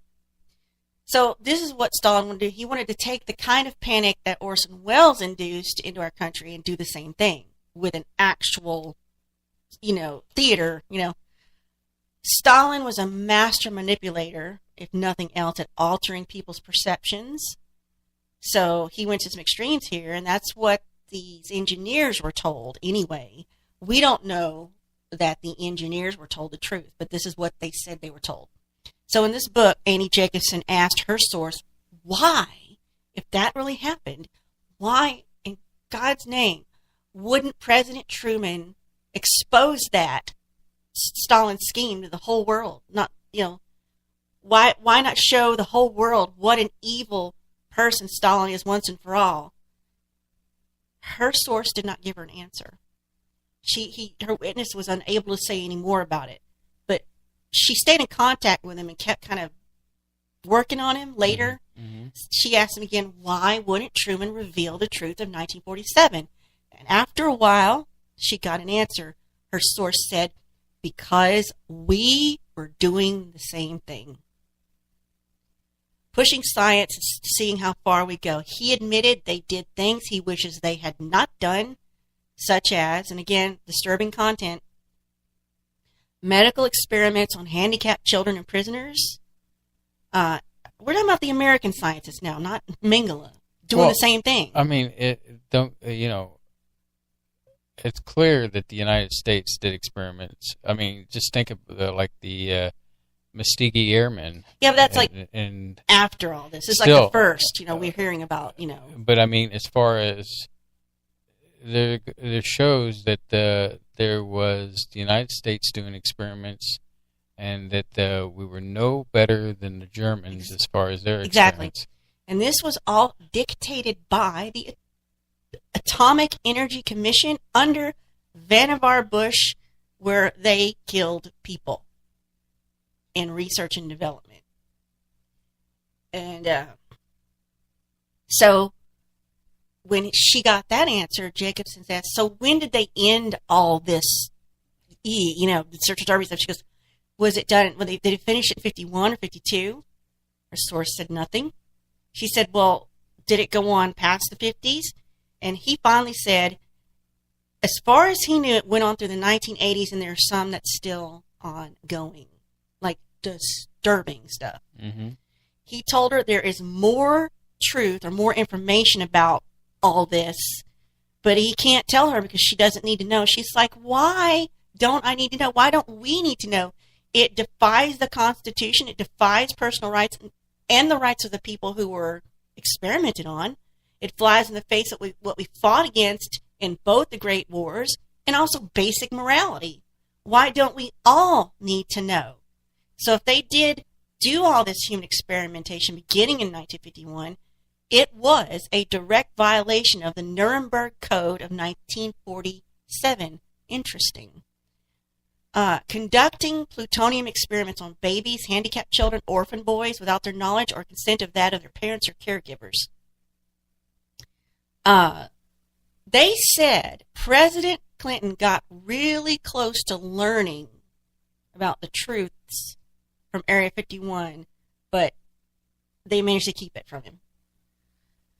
She said, who are they keeping these secrets? And all she got from the source was, you don't need to know. And that's where the book ends. So now, whenever I see or hear the term Area 51, I'm not going to be able to think about it without thinking this might be how this all went down. This might be the truth of 47. This will always have a dark connotation. This sounds like a place of pure evil, conducted by our own countrymen who are human beings, not aliens. They're just monsters. So that's the end of the disturbing stuff. So just so you know. So where are we now with the alien/UFO topic? Where are we, we obviously haven't seen any. We obviously don't have the proof, the definitive proof. So let's talk about what does NASA think? Because, they're supposed to be the authority. NASA believes, because they're increasing the odds, and they keep finding new planets out there, NASA says in 20 years, we'll have detected signs of alien life, meaning the year 2025. I love their childlike enthusiasm for this. It just, I don't know. It's like, don't get me started. They're saying definitive evidence of them will be found in the next 20, 30 years. How do they know this crap? What's their reasoning for that? So I read a little further. Chief scientist at NASA, Ellen Stofan, said, we know where to look, and we know how to look, and we have the tech now to do it. So I'm guessing before NASA didn't have all the means they need to find evidence. I don't know. So some other NASA staff person, I didn't bother to get their name, said, we're one generation away in our solar system, meaning we're one generation away from finding alien life in our own solar system. Whoop-de-doo. So, and the reason they're saying this is because they keep finding life-supporting environments on other planets out in the Milky Way, but they're also finding them here in our own neighborhood. And I'll get to that in a second. But, at this point, I was just doing this one large eye roll. I'm like, whatever, NASA, as if they would even let us know that there was life out there, unless it could be used to fear control us into doing what they want us to do. I don't think we'll ever know. Now, Jupiter has a moon that has liquid water under some ice. Yay. And, Europa? What? Europa? Yeah, it's Europa and Ganymede, both. Saturn has Enceladus, which has some water, too. And that is primordial real estate right there, I have to tell you. So that's the key, is flowing water. or even if it's in ice, it could be, melted. So that's what NASA says. Let's talk about evidence. We don't care about their pie in the sky dreams, do we? We want evidence. Well, what about evidence in our own solar system? Well, it turns out last year we had an interstellar visitor. I totally missed this. I don't know where I was. I'm not sure how to pronounce it. And if I'm getting it wrong, I'm sorry. But there you go. Oumuamua. That's what they named it. It was a 400-meter long asteroid. It was long and skinny. It was 2 times longer than the Gherkin skyscraper. I think that's the one in London, the Gherkin, It's the first space rock that we have monitored in our solar system. We saw it coming. We watched it leave the whole time, We've never been able to do that before. Of course, as soon as this was spotted and it got out to the media, speculation went crazy. Banana balls crazy. Well, they were getting some odd readings because the reflectivity of it would change, but because it was long and skinny, maybe it was wobbly or something. But the first thing most people said, oh, it's aliens, it's a recon ship, they're coming to check us out, they're doing a drive-by. And the research went into it and said it's just a natural rock tumbling through space. It's never anything interesting. It's never going to be anything awesome. So they did check this thing out for signals and transmissions. They, is it emanating anything that we can pick up? No signs of life, no signs of intelligence. Maybe that's what they want us to think. What if aliens shoot a piece of rock garbage at our solar system so it looks innocuous like a space rock and we just can't detect their technology? That's my theory. So they think most likely this is just a fragment from some comet-like object that sheared off, So, stray rock, big whoop. Well, the fact is that this asteroid, or if you want to call it that, is so unique as far as a long shaft versus, kind of a spherical looking thing that we've seen so many times with comets and asteroids. It didn't fit the mold, and I think that's why everybody went gaga over the fact of the way this thing looked. Now that doesn't mean it wasn't a cool thing that happened. Mm-hmm. So they say there's more stuff out there. This means there's more things out there, and it'll occasionally do a drive-by, and so we're not alone in the sense that there's more garbage out there to look at from outside our solar system. And it was fun to read all these clickbait titles about this Oumuamua. Now, I saw an animated GIF that showed the trajectory of this thing. It's really interesting. So if you imagine all our planets are like on the same level, like on a flat plane, this thing came like from directly above, dipped down, and it looks like it went between Earth and Mars. And then it like changed course radically and then shot off to a lateral move it's to the right of the screen. They said it was traveling too fast to get caught up in our solar system's gravity. Not all the planets, by the way, circle flat on a... Well, this model kind of had them all, let's say they're kind of all like, this thing just really looked like it hit between us and went, pew, just, you have to see it. It's hard to describe that. They could tell you it wasn't a comet. It didn't have a tail. It was not emitting gas. It was not absorbing gas. It was long and thin. So not only was it not an alien rock, it was also thin and boring. But another speculation was this could be a solar sail. Space Boy, what's a solar sail? What do you do with that?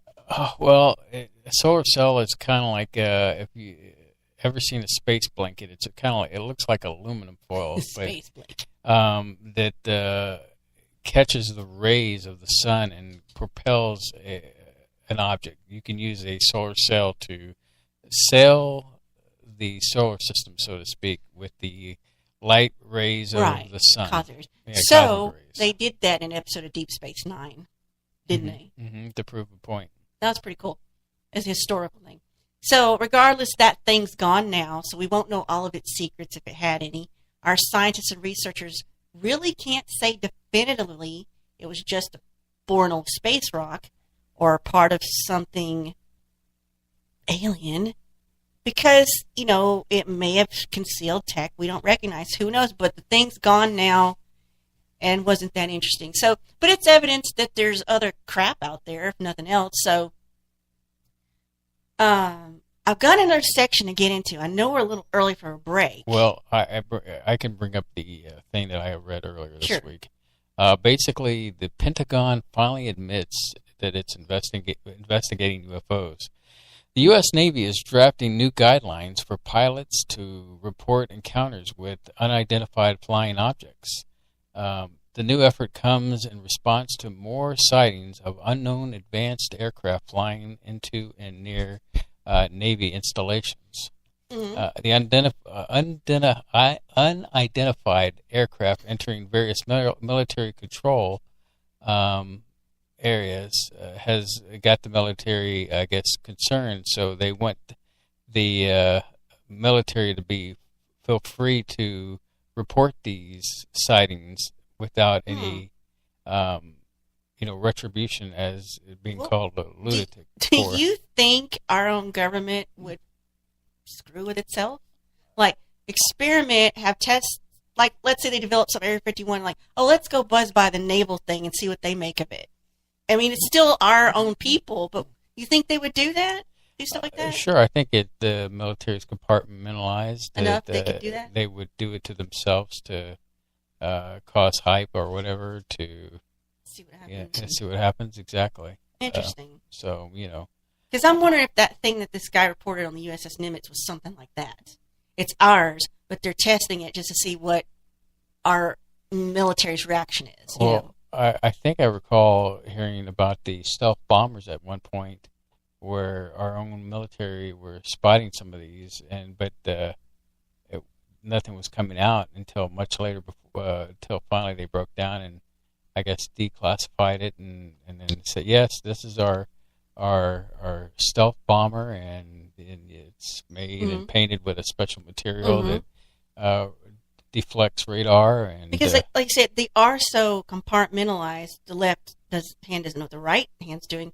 I could see them developing something and then let's go buzz the Air Force Base and see what, if they're awake and they're ready to defend, and knowing that their tech will outmaneuver, and everything. Mm-hmm. So I totally believe. I would believe that before I would believe aliens. That's just me, but I do want to go back, and maybe I don't read her book cover to cover. I might just pick and choose some stuff, but I would suggest get on YouTube and go look up Annie Jacobson and listen to her speak at conferences. Don't listen to her being interviewed on podcasts, but really interesting stuff.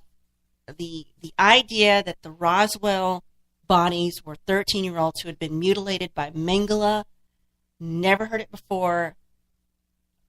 Kind of plausible. I don't know what Mengele did. I'm going to dive into that because I'm going to be honest here. I know you've taken a certain angle on this, but I'm not buying it. Okay, you don't have to. No, I'm not going to divorce you over it. Oh, I don't know. Sometimes I wonder, after that cat video with the raccoon that we saw, that...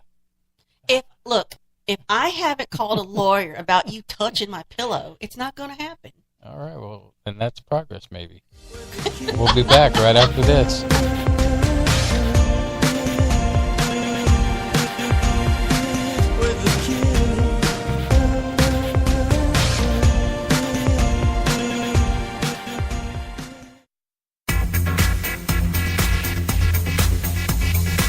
You are listening to Spaceboy Universe on the SBU network. Explore the universe with Spaceboy and Sir Lotta.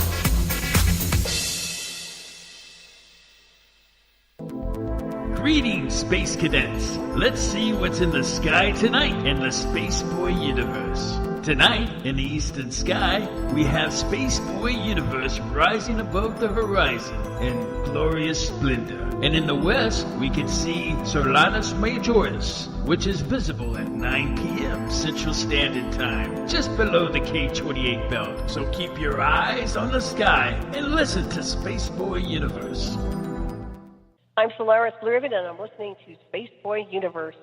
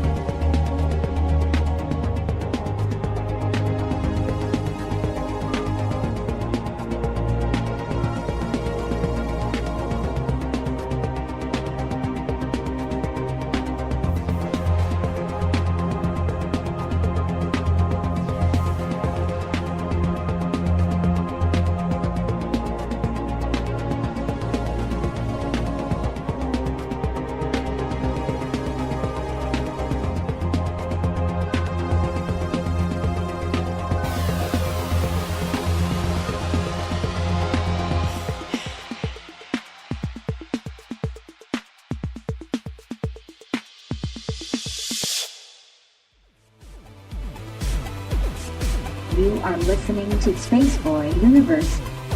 Here are your hosts, Space Boy and Sir Lana.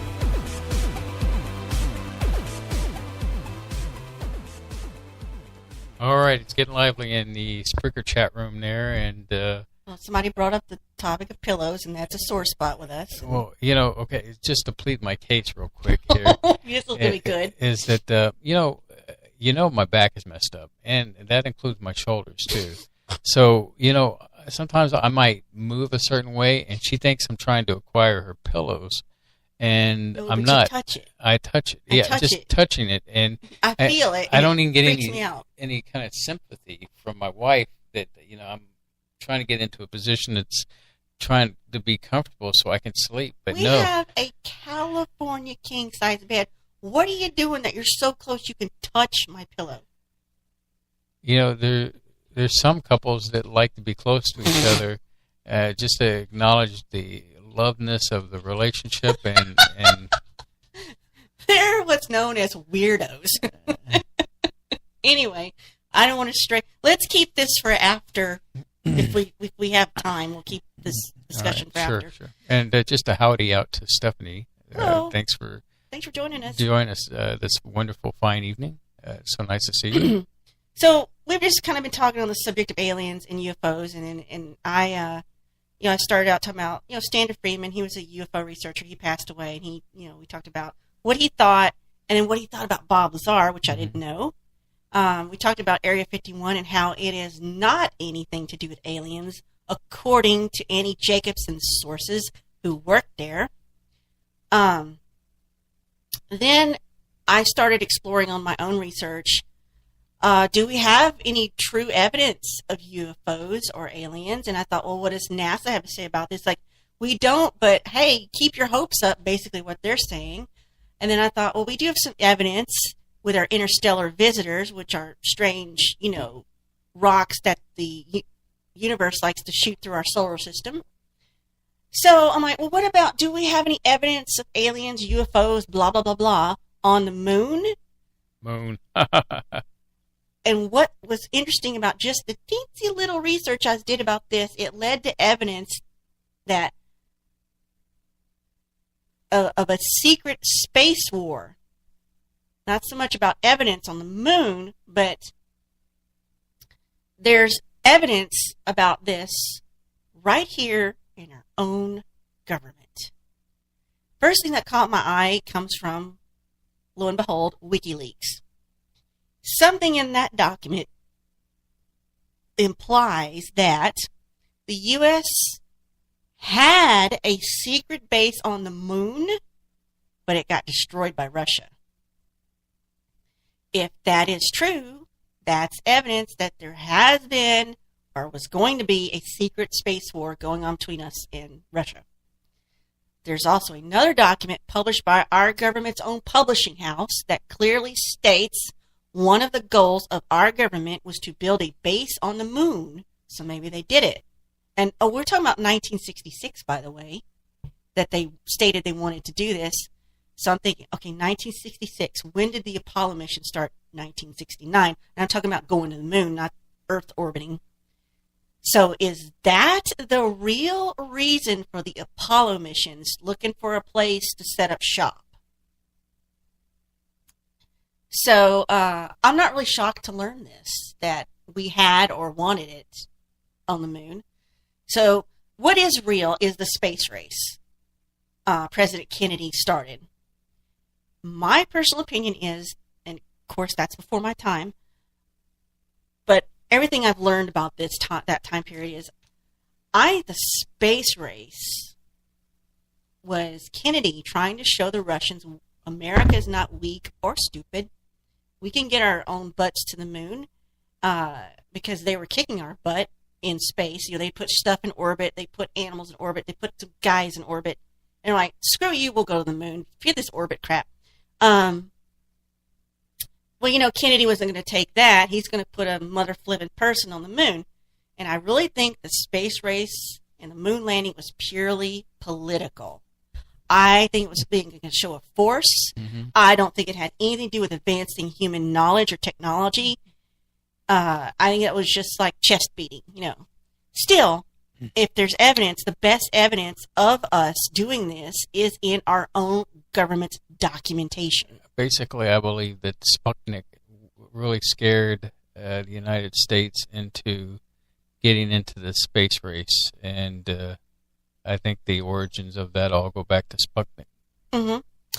The CIA has a reading room that contains a memorandum about the moon, and this memo said that we are working on or proposing projects that could be carried out on the moon, like building structures that may house missiles, for example.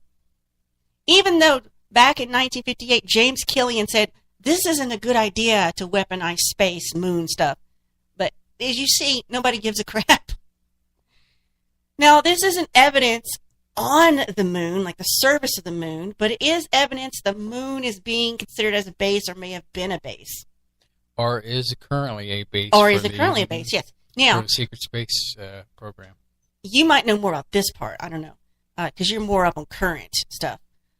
This same article I was reading about the WikiLeaks document moon thing also cites an email, and I'm going to read it to you, that was sent to John Podesta from Edgar Mitchell. This is Dear John. Dear John, because of the war in space race is heating up, I felt you should be aware of several factors as you and I schedule our Skype talk. Remember, our non-violent ETI from the contiguous universe are helping us bring zero-point energy to Earth. They will not tolerate any forms of military violence on Earth or in space. The following information in italics was shared with me by my colleague, Carol Rosen, who worked closely for several years with Werner von Braun before his death. Who's a good old Werner von Braun? A paperclip scientist. Carol and I have worked on the Treaty on Prevention and Placement of Weapons in Outer Space and attached for your convenience. So Edgar Mitchell, astronaut, right, sent that to Podesta. Now, who's Podesta or was Podesta? J Space Boy? Sorry, Podesta. Who is John Podesta? Well, I can only think of... He's part of the Obama administration, right? Yes, he was part of the Obama administration. So, Carol Rosen wasn't Werner von Braun's like secretary, right? And he was one of these guys we brought over from Nazi Germany, the occupation paperclip. So, yeah. Werner von Braun won the space race for us. So, I never got if he was a Nazi or not, but if he was... Well, I've heard that he was a card-carrying Nazi, yes. Yes, but so just think about that. The Nazi got us to the moon. I think that all the scientists had to be card-carrying Nazis. That's the thing. I don't know if he did it because that was the only way to live or he actually believed it. Anyway, we already did a show on him, so we won't get into that. So another declassified report from 1959 shows a plan called Project A111. Which stated we wanted to investigate the possibility of putting weapons in space. Again, James Killian said, it's not a good idea, but, he said it the year before, but everybody was like, don't care. And again, a man named Colonel Ross Dedrickson, who was responsible for keeping up the inventory of nuclear weapons stockpile, our nuclear weapons stockpile, said some interesting things. He said, the U.S. attempted to put a nuke in space, or they were trying to get it to the moon, and before it could get to wherever it was going, it was destroyed by non-humans. We were sending it to the moon, or we were trying to get it up there in space, one thing, but they, quote-unquote, whoever they were, shot it down, and they did not like us putting that kind of stuff out there.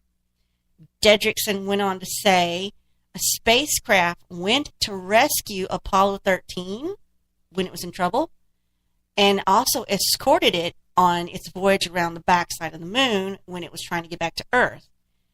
And while they were trying to help out, these alien spacecraft on 2 occasions thought they would have to take the astronauts and put them on their spacecraft to rescue them, but they managed to get it to where they didn't have to do that and helped Apollo get back to Earth. But, so us wanting to put a base on the moon, maybe we put a base on the moon, but so what? The Russians wanted to do that too. More of our own government's documentation reveals this. The Soviets also wanted a lunar base, and that was 50 years ago when they wanted it. But human-made bases are not the only ones there, if there are any at all. According to Carl Wolf, he was a technician at Langley Air Force Base. He gave this testimony as part of Dr. Stephen Greer's disclosure project. So Wolf said he was privy to some mosaic photographs that were put together, different sections of the moon were photographed, and you have to stitch them together. Mm-hmm. And it was from a lunar orbital mission, and it showed on the backside of the moon a base, and no human put it there. But it's not like we'll ever see it or know about it. So evidence that there's anything on the moon is probably in our own government's documentation. Now, what about evidence here on Earth of aliens or UFOs or extraterrestrials? So we've talked about NASA, space, Earth. We've dabbled a little bit in underground bases. Yeah.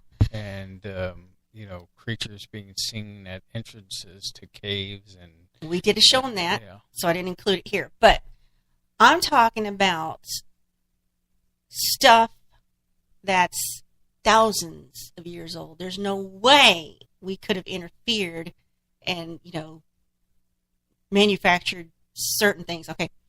What about depictions of UFOs and things like cave paintings on walls? Well, this I did not hear about because maybe it's just because I'm ignorant and I don't look into this. But over in India, there's a set of ancient rock cave paintings in caves near the town of Charama.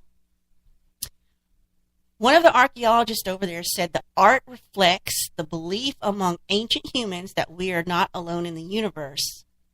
So there was a link to the website for these pictures, and I clicked it, and the site was gone. Is this also referred to the Vermonta? I know what you're talking about, but I don't recall looking at it. So, because I'm not crazy, I went ahead and just Googled him and searched it on my own. I put in Charmanda cave paintings, and sure enough, there it is. So, most of these paintings, what you expect to find in an ancient cave wall, humans, animals, farming, whatever it is they do, going about their daily lives, yada, yada, that's their Instagram of the day. Then suddenly, images of kangaroos and giraffes. Did I mention this was 10,000 years ago? I don't know if you've looked at a map, but at 10,000 years ago, I don't know how a kangaroo gets from Australia to India, unless it swam a long, long time. So, I think giraffes were probably being a little further away, but giraffes can be connected by the land because, Africa does eventually will connect, but you've got an ocean between you and Australia. So how did they know about kangaroos and giraffes during ancient times? I was thinking, well, was this Pangea? And so I had to go look that up. I'm like, no, there were no humans alive during the time of Pangea. And Pangea is when all the continents were together as one landmass before they all separated. So at least I was thinking, people. Anyway, some of the more WTF paintings that in this Indian cave wall show strange, thin, tall beings with elongated necks and bulbous heads. Odd figures with robes and what looked like to me showgirl headdresses. Some of them don't have any facial features, but they do have weapons. Some of them look like they're wearing some kind of space suit of some kind. I saw one that had this reddish color. It was this image, and it was some kind of tripod thing. And there's some saying, oh, that's a space vehicle. Again, this is 10,000-year-old paintings. The speculation of this, of course, is, oh, this is evidence of aliens coming down here in prehistoric times. Okay, well, could this be the vivid imagination of an ancient culture? Possibly. Could it be a part of their ancient mythology? Possibly. Decent guess. But the weird thing about it is that one image of the tall beings, the long neck, bulbous head, we've seen it over and over and over and over again. I mean, was this the origin of it? I mean, is it put in our collective conscious now? I mean, are we all having this same weird dream for thousands of years afterward? I just thought that was interesting because I had not heard of these paintings or these caves before. And I found it on a nifty website called ancient-origins.net. I just thought I'd give them a plug because I think their website's kind of fascinating, And and that's all I've got for you people. And you've seen the cave paintings in Australia, correct? Not sure. Dated some 28,000 years. That's older than this one. Yeah, so this rock art, well, it's not. It's some of it's not actually in a cave. It's kind of rock art done by the indigenous people of Australia. But it shows these pictures of humanoids with big bulbous heads and dark eyes, and it's quite fascinating. Mm-hmm. Actually, I think some of it came up in the search results with the Chamara one. Yeah, those are the same ones. I think they were comparing them. Yeah, those are the ones that have the weird headdresses. Yep, there's the aliens again. Yeah, same one. So it's very similar. Yeah, very, very similar. That's freaky, isn't it? How do all these ancient civilizations get the same idea when they cannot communicate with each other across oceans? Well, remember when we were talking to, I can't think of his name, but the pyramids in Bosnia? Mm-hmm. How the the Bosnian pyramids were probably considered like transmitters of some kind, and that basically maybe these pyramids that all over the world that were built were actually some kind of communication devices. Ancient Wi-Fi. Yeah, basically ancient Wi-Fi. Yes. Very cool. Very cool. Yeah, I had fun this week doing this research. I haven't dug into this in a while. It was worth it just to read that last chapter of Jacobson's book, which was eye-opening, about what may have really happened at Roswell in 1947, which I think is much more upsetting than actual aliens. So that's what Stanton Friedman believed. Friedman believed it was aliens. Do you think we're all wrong after you've heard this, or do you think it's plausible, or do you even care? I mean, well, you can only think a certain way if the evidence is presented to you in some fashion, but the testimony is all we have. Yeah, the testimony is all we have. It all comes down to what I've always said is you take the knowledge that's given to you and kind of take it and put it into a crucible and kind of boil it down, and what's left. But I don't know how to do that with just some guy's word on it. Don't know. I don't know how to do it. Other than that sounds more plausible to me than aliens crashed. Because don't we have evidence of what Mengele did over there? Yes. I could see him doing that. I could see Stalin wanting him to do this. I could see Stalin engineering this whole thing, right? He wasn't a good person. Let's just put it. Neither one of them are good people. So, I like finding out something new about a topic I've heard over and over and over and over and over again for years and years and years. I like being able to have my mind turned in another way that I didn't expect. I'm like, do I believe it? I don't know. It just sounds more plausible to me, but we'll never know. We'll never know because of the deep classified nature of what happened there. Now, she said in that interview with Joe Rogan, Annie Jacobson, one of the people she talked to, but she didn't name in what context, what part of her book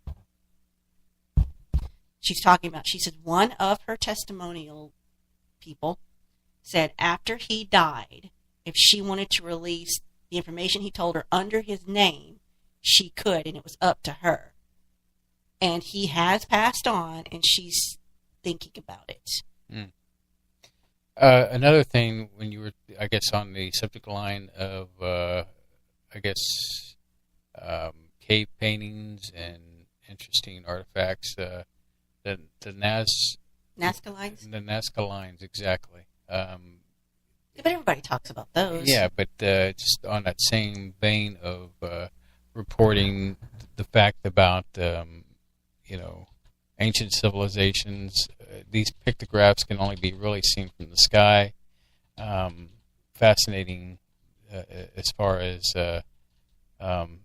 the mysteriousness of what were these used for. Yeah, why did it? Well, my first thought is, they're trying to speak to their gods or their culture or whoever. Mm-hmm.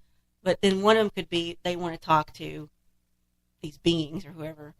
They're trying to communicate with some intelligence that could only see them from that distance away, in the sky. Mm-hmm. But, yeah.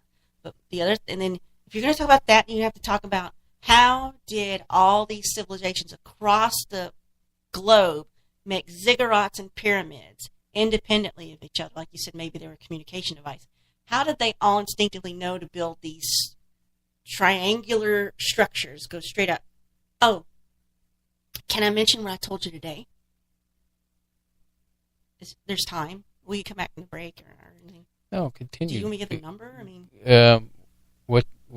Do you want me to get the phone number out, or? You should have done that like at the beginning of the program. I mean, ladies and gentlemen, the phone number is open. Solana will type it in. I'm looking at it. Sorry.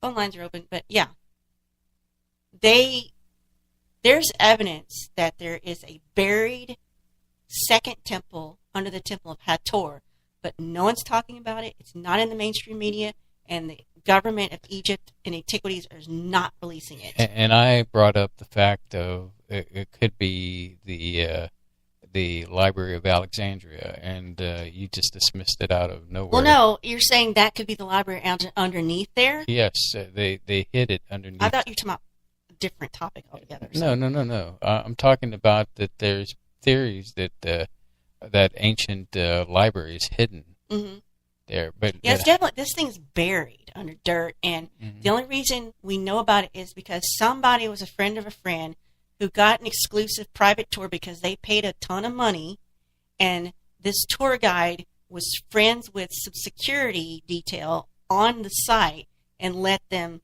see that this giant paving stone they took from the floor, they took the stone out to go repair it so it doesn't keep, deteriorating. They're trying to keep the whole thing together, and they lifted up the stone and they saw the top of another column and the edges of two other ones.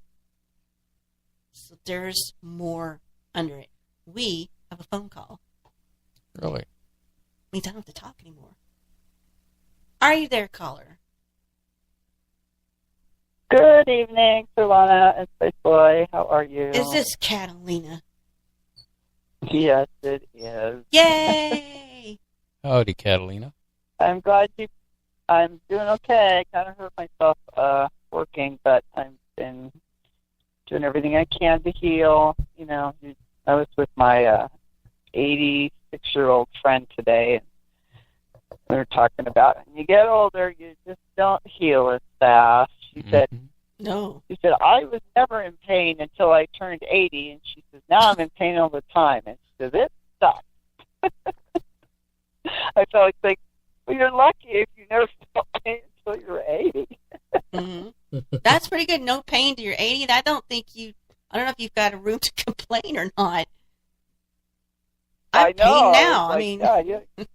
Very good life. Anyways, good subject. Thank you. I had a good time this weekend trying to get some of this together. Yeah, I have gone down that rabbit hole, with the Roswell crash, and then also I got Dr. Sala's book on the history of, the beginning, I guess, of the aerospace industry, after the Roswell crash, and then what would be later the space program. And I actually bought a poster board and, tried to make an outline. I never did finish it because if you can really get that deep into your head and who the main players were, and especially in the military and all that stuff, it just makes it helps you to understand our history after that time. It radically changed after that, and it affected us in many ways, not just by the achievements they made out in space, but all the different products that we got and used from the space program, which came from these crashes, So day after I have tried Roswell. to get many. Yeah. The day after Roswell, the book That explains all the stuff we got out of it, but Corso. That wouldn't be true if these things were humans, and it was this thing Stalin said. So that means that book is invalid. Or the thing about, you're referring to Anne's book being invalid? No, I'm saying if Annie Jacobson is correct, if her source is correct, that crash was 13-year-old kids who'd been horribly experimented on, they were humans, and they back-engineered something Stalin sent, that means operation. That means the day after Roswell, all the stuff they said they got, the tech that got out of there, would be invalid because they weren't necessarily advanced from another race unless Stalin got that tech from aliens. That's the only alien connection I could see, because they did not figure out how that thing hovered. Yeah, but why would the enemy want to send us that technology? And I know. help us go Again, forward? that's the thing. Yeah. Why would they want to, risk crashing it, which they did? That might be just info. The one information that I got a long time ago, and I just sent many different hosts, try to get this guy on, to talk about the Roswell nurse. Did you hear that story about the Roswell nurse? Yeah, she kind of disappeared, didn't she? She died. That's right. Well, yeah, she did disappear, but then the information came after she died. But, I found that fascinating, the whole story, whether it's fiction or not, because of the fact that it came from a woman. Because if you follow all of this information, all the players on every level, it's always men. There's hardly any women. But when you think about these facilities, there's always women supporting the men, right? At least back then. And so that's what, to me, gives the story more positive. And then I tried to get other people to get this, the guy that put out the book, Alien Interview, and nobody's been able to do it. So I don't know what's up with that. He's still alive. But I found it a fascinating thing because she was told to, talk to this alien that survived, and they gave it readers, McGuffey reader. That's what was like the main reader book, that English book that they used to give school to teach kids to speak English. So it downloaded it quickly so they could telepathically talk English to her. So then supposedly this alien got the downloads from the mothership that it had come from to give her as much Earth history as possible. And that one of the things was the alien said that what you're seeing, these bodies, that you think are bodies, this one particular alien said, it's a suit. It's not really a body. It's a suit. And we're given wherever area these aliens are from, whatever star system, they said that whatever job you do in your life, you're given a particular suit for your being to be in. And this one was particularly designed to be in the spacecraft so that they could handle, everything, the radiation, the force, and all that, which made total sense to me. And, we're learning more about who we really are, that human bodies is just a suit, and that we're like orbs of light, full conscious light beings. Well, if that's the way you are, in other star systems, then you do want to take on a job or something like that, like fine, then to make a suit would make total sense. So we have to think out of the box, and not just think, ooh, it's an ugly-looking alien body. No, it's just a suit, like Space Boy's space suit. Yeah, that reminds me of Linda Moulton Howe covering the subject matter of these, bodies. Remember this one, Solana? Mm-hmm. About how they were empty vessels and that they can be filled in. Then there's the possibility that the person giving Jacobson this testimonial is a deliberate misinformation tactic to get our minds off aliens. That could be true too. The Richard Doty effect. Mm-hmm. Oh yeah, there's tons of this info out there. That's why you have to kind of follow the logic of not just this space program and alien technology stuff, but you kind of have to follow some of the paranormal teachers about spirituality, about our own consciousness body and life after death and things, but not necessarily religious, but just that kind of history as well, because then they start to make sense.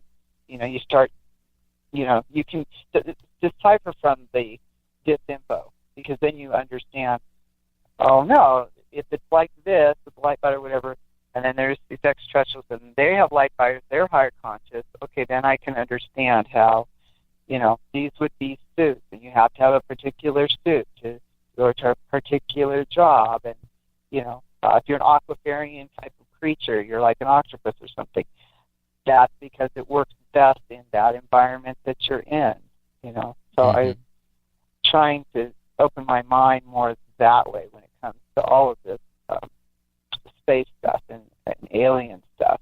Well, it's an interesting conclusion that you make, and I've heard many stories of vessels, if you will, humanoids that they're basically just an ability to hold the soul, if you will, so that that they can operate in whatever environment. So, I see some credence in what you're saying, and I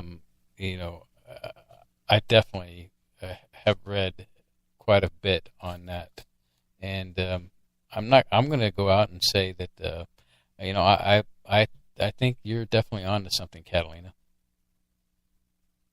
Yeah, and more in this interview, because I read the whole thing, and they did talk about the Matrix, although they didn't.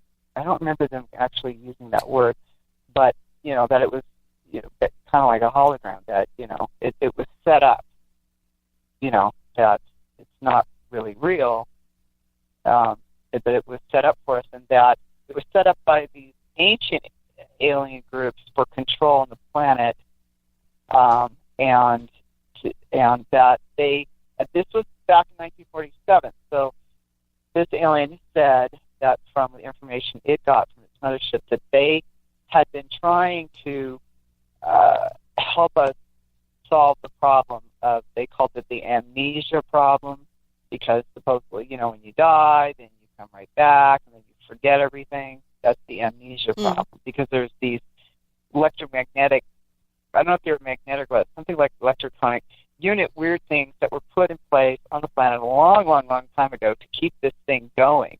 But they didn't know at that point in 1947 how to take them out. But they must have succeeded up to this point, because just think how far we have come to understanding, the backstory, right? I mean, so much has come out as far as, like a matrix or a hologram, or, the same type of things keep repeating itself, right? Mm-hmm. I remember somebody was saying how you can tell that everything always keeps going retrograde, like trying to keep going back to another decade. Why can't we go forward in every single field, especially art or just name it all? It's just always retrograde back. Why is that happening? Well, because that's sort of an acknowledgement that there's a matrix that's not letting us go forward. He's resetting us. It's resetting us constantly. It's like, no, why can't we recreate new clothing, or you name it? You know what I mean? So that kind of supported that claim that, we are definitely in this matrix control thing. But I hope that these ETs have found part of that to help get rid of that, these control mechanisms. And maybe that's part of the ET war that people talk about, Mm-hmm. They don't want that to stop. They don't want us to go forward. But we must, I think that's going to happen anyways, because, I've heard some people going on these UFO tours, and they see so many ships now. It seems like there's so much traffic up there that, I think that first contact must be coming soon, eminently soon. And if that's the case, then matrix will probably fall down because we just won't talk about it. We'll just experience it, right? Maybe. I'm for all getting it started and getting it over with. So, right. So, but part of it is for us to be more open-minded to understanding all the possibilities for not just being human or looking at these alien bodies and say, oh, they're ugly. Right? No, maybe they're just a suit. Well, that's fascinating, Kat. Anyway, I didn't think about any of that. That's pretty cool. Again, that's more stuff I've learned this week. Yeah, once you go down that rabbit hole and then somebody else brings it up, then it just makes your mind want to connect the dots, and that's wonderful. That's how we advance consciously, because we're wanting to go for it. Sometimes I went somewhere last night and in the memorial service, I was talking to some people, and you could tell they're not awake yet. They're wonderful, good people, but they're just not awake yet. They just really kind of still in the matrix, and I feel bad. You want to say a little bit of stuff, and for disclosure, but I just mentioned a little bit about the geo and engineering, and their eyes kind of get really wide open. They're like, "Whoa!" Like, oh my goodness, that's like nothing compared to what we know, right, on these shows. Yeah. But that's what I'm saying. It's the more that you learn, the more it sparks your brain, the more that you go forward, and that's what it's all about, in my opinion, to be, higher. What did that alien call us? We're spiritual, immortal beings. Immortal spiritual beings. We're Isbis. These aliens called us Isbis. Immortal spiritual beings, Isbis. Because that's what we really are. We just keep going on, even though we have these suits that die. Anyways, that's all I wanted to share. Awesome. Appreciate it. Thanks for transmitting back to the home base. Okay, take care. Thank you. Good night, Catalina. Bye. Good night. Bye. Good night. Always something interesting coming from Catalina. Yeah, I don't think I've heard any of that before. Mm-hmm. I may have to go check some of that out. So let's take the last break of the evening real quick before somebody calls in.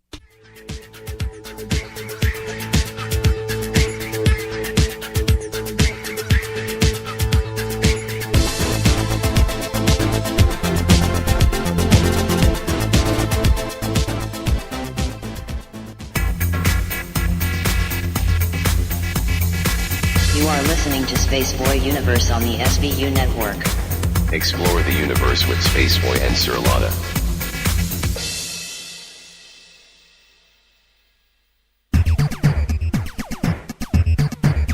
Get your game on Spaceboy Universe.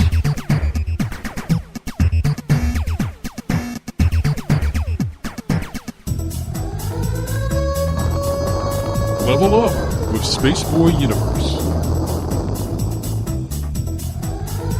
No quarters, no problems. Play it at Spaceboy Universe.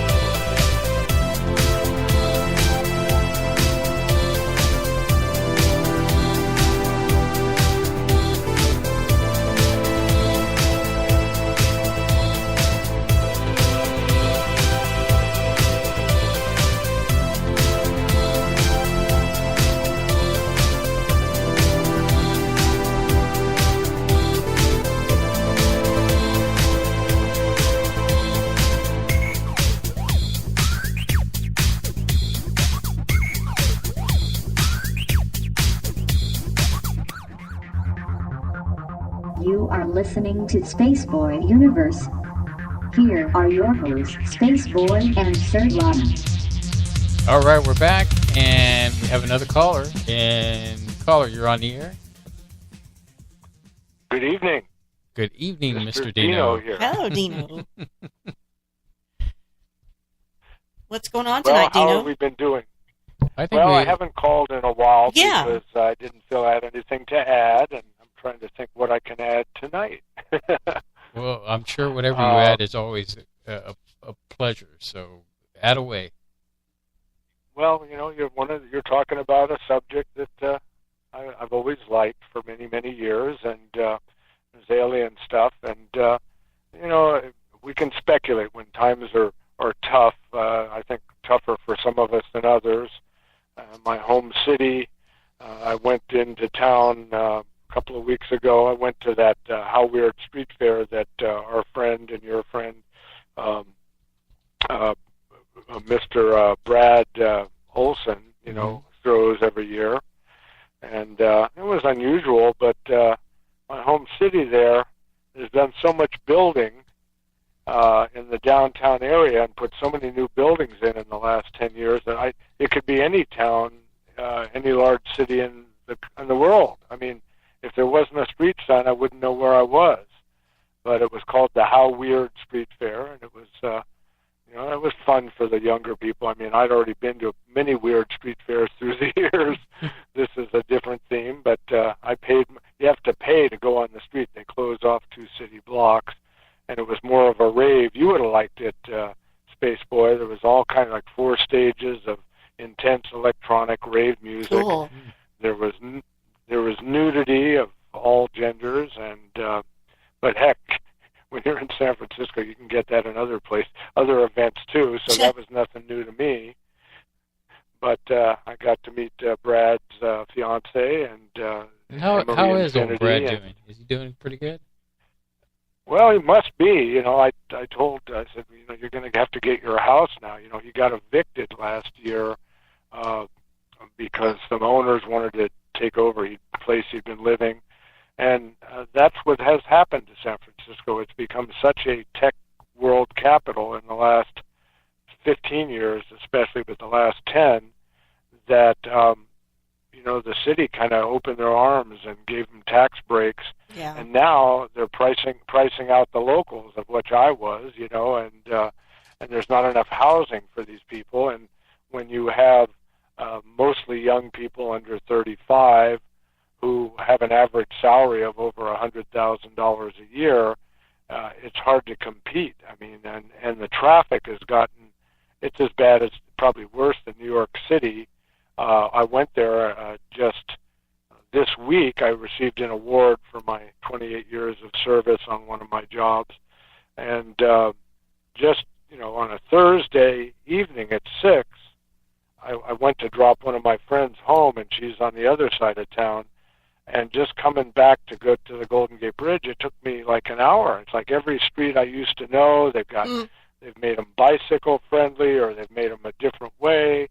And if you don't look at the street signs, I used to, for years, I grew up there, I could look at a building and knew where I was. And now they've torn some old buildings down. They put all these new luxury condos or new office buildings. And some blocks, everyone looks the same, and you get dystopia because where am I? So there's a lot of stress going on in a lot of people's lives, and it's just affecting us, and that's worldwide as well too. There are just so many changes coming down the pike so fast, and I'm not an old fogey. You guys have met me. In fact, I'm feeling very good now that I don't have to get up 6, 7 in the morning and commute to a job. It's the first time in 40 years that I don't have to have a job. It's kind of like the Bird song. The Bird song, Going Back, that was written by Carole King? I think I'm going back to the days of my youth. Yeah. And I just kind of got on a kick. I was dreaming about that last night, so I put it on, I guess, on YouTube. And it really makes a lot of sense. It's like when you stop working full time and you have a little bit of money on the dole, a little bit, it's not the dole I paid for it, but they still tax me on it each year. And, you start finding other things to do with your life, because time is not, it's not as free as it was when you were young, so you can go back and do things that you enjoyed when you were young, I think I'm going back to the things of my youth when I was young enough to know the truth. And I'm finding that to be more true. I even told you guys I joined a gym with my Medicare, and man, I'm working out 2 or 3 times a week. Awesome. I still feel weaker than the 20-year-olds I work out with, but most of them are pretty nice to me. But I go, wow. I imagine that's giving you some vitality lately then. It is, but I'm still not strong enough. I can only do a couple of pull-ups, but boy, I'm pumping the weights and working on the. Well, I always said I'll never go on one of those tread machines, but with the bad weather we've been having here, sometimes on a rainy day, it's nice to go for a 20-minute walk and sweat on a treadmill, and you sleep better, and your heart rate is lower, and it's a good thing, But as skinny as I am, I put on like 2 or 3 pounds, which never hardly happens. But then they said, "Oh, that's probably because you're building muscle, not fat." That's exactly true. Yep. So it's my pectorals. I've never had a big chest, but they're solid now. And I can do 20 push-ups. I haven't done that in years. And I'm not trying to be a gym rat. I mean, there are some women there that are in their late 20s, early 30s. You should see them. I tell them, I go, "You're a machine." I see these women pumping iron, and they got the little tights on, and they're jumping, and everything. I can't jump anymore. I can barely jump to reach the pull-up bar. So, yeah, there's a lot of stress going on, and one way to deal with it is to meditate, and that's a good thing. And another way, I really think people need to get a little physically more active.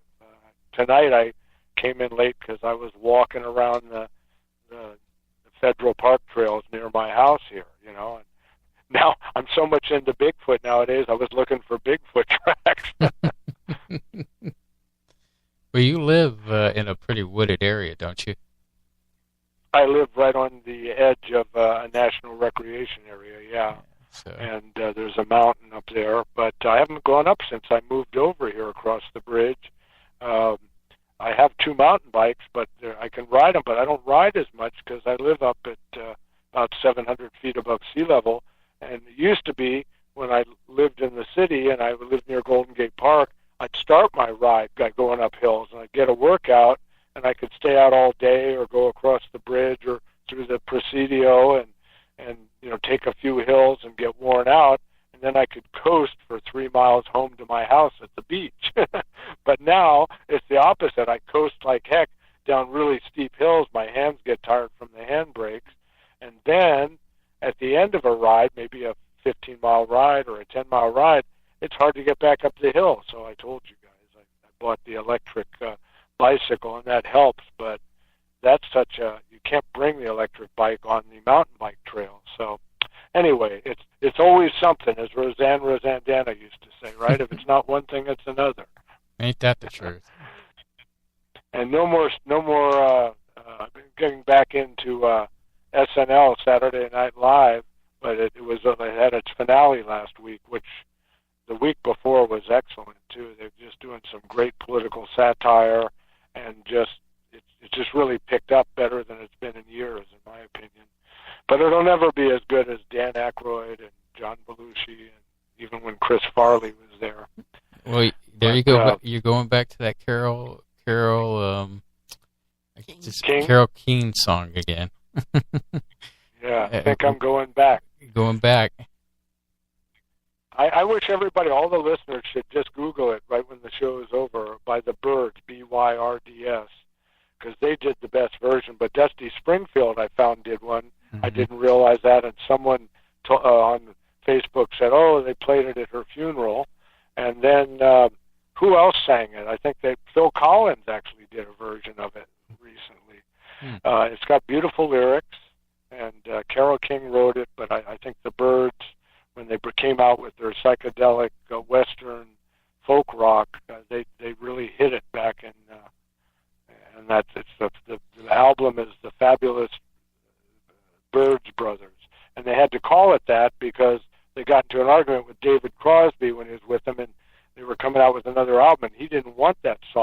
back on the album. He wanted his song, what was the song that he wanted to put on? Triad, which is about having a three-way, a sexual three-way. And he ended up doing it with the Jefferson Airplane, ended up doing it with Grace Slick. But so then when they got into an argument and he had a hissy fit, very talented man. He lived around here for many years, drunk a lot of the time on his boat, and drinking at the, was not Ondine's, it was called the, they opened it again last year, but it was like a swinging bar in Sausalito. I kill myself for it now, see. But he used to hang out there and write beautiful lyrics. And he even, David Crosby, a lot of people may not know, but one of his great albums, his solo album that he brought everybody in the San Francisco music scene to, was called If Only I Could Remember My Name.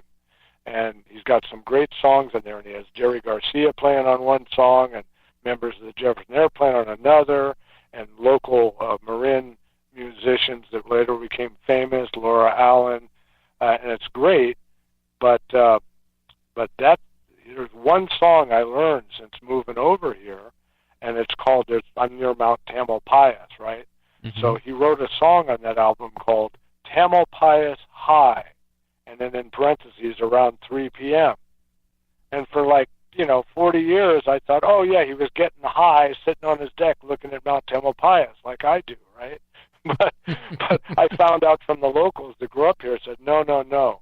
There's a Tamalpais High School down there, and around 3 o'clock, he was watching all the young girls go by, and in fact, his first really serious old lady, he met her when she was leaving the high school. When she became 18, moved her in with him, but he was very in love with her, and he wrote songs about her, but she died about a year later driving his car off a cliff here on the mountain. Wow. So there's some trivia. Tamalpais High, about 3 p.m. So that's the thing. Well, yeah, I was just going to say that, lately myself, I've been, listening to a lot of early 70s music. It all started with this Elton John movie that's out, and got me listening to your song and a few other of Elton's hits from the 70s. Don't Go Breaking My Heart. I know a couple cheesy ones there, but it just brings me to a good place in my life with remembering my mother and just being a kid and how timeless that time was for me. It just seemed like time just was infinite. And and there was just such great music, as you know, and you'll have to watch the new movie coming out about Elton John. Mm-hmm. It's going to be a hit like the Queen movie was. Like everybody's playing Queen music for the last year because of that Freddie Mercury movie. Right. I think that it will probably be a big hit, just like that Queen movie. So, well, Dino, we've reached the conclusion of our program.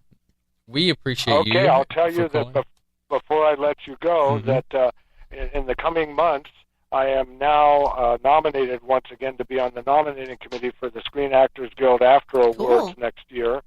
So I'll be getting all kinds of free movies and tapes and stuff to review to see who we're going to nominate. So I should become kind of an expert this coming year on whatever media comes out in Hollywood, and you guys can question me on it. Oh, good. Okay. Definitely. I definitely get into that. So we'll definitely follow up on some of these movies that will be nominated for awards. So. Okay. Nice talking to you guys tonight. I know you want to go get a taco. So thank you, Dino. Bye, listeners. Nice talking. Bye. Bye, Dino. All right. What a interesting subject. Show. Yeah, good show. I think. Yeah. You did good, kid. You did good. Whatever. So, I guess let's roll this beautiful bean footage. We hope you have enjoyed the show.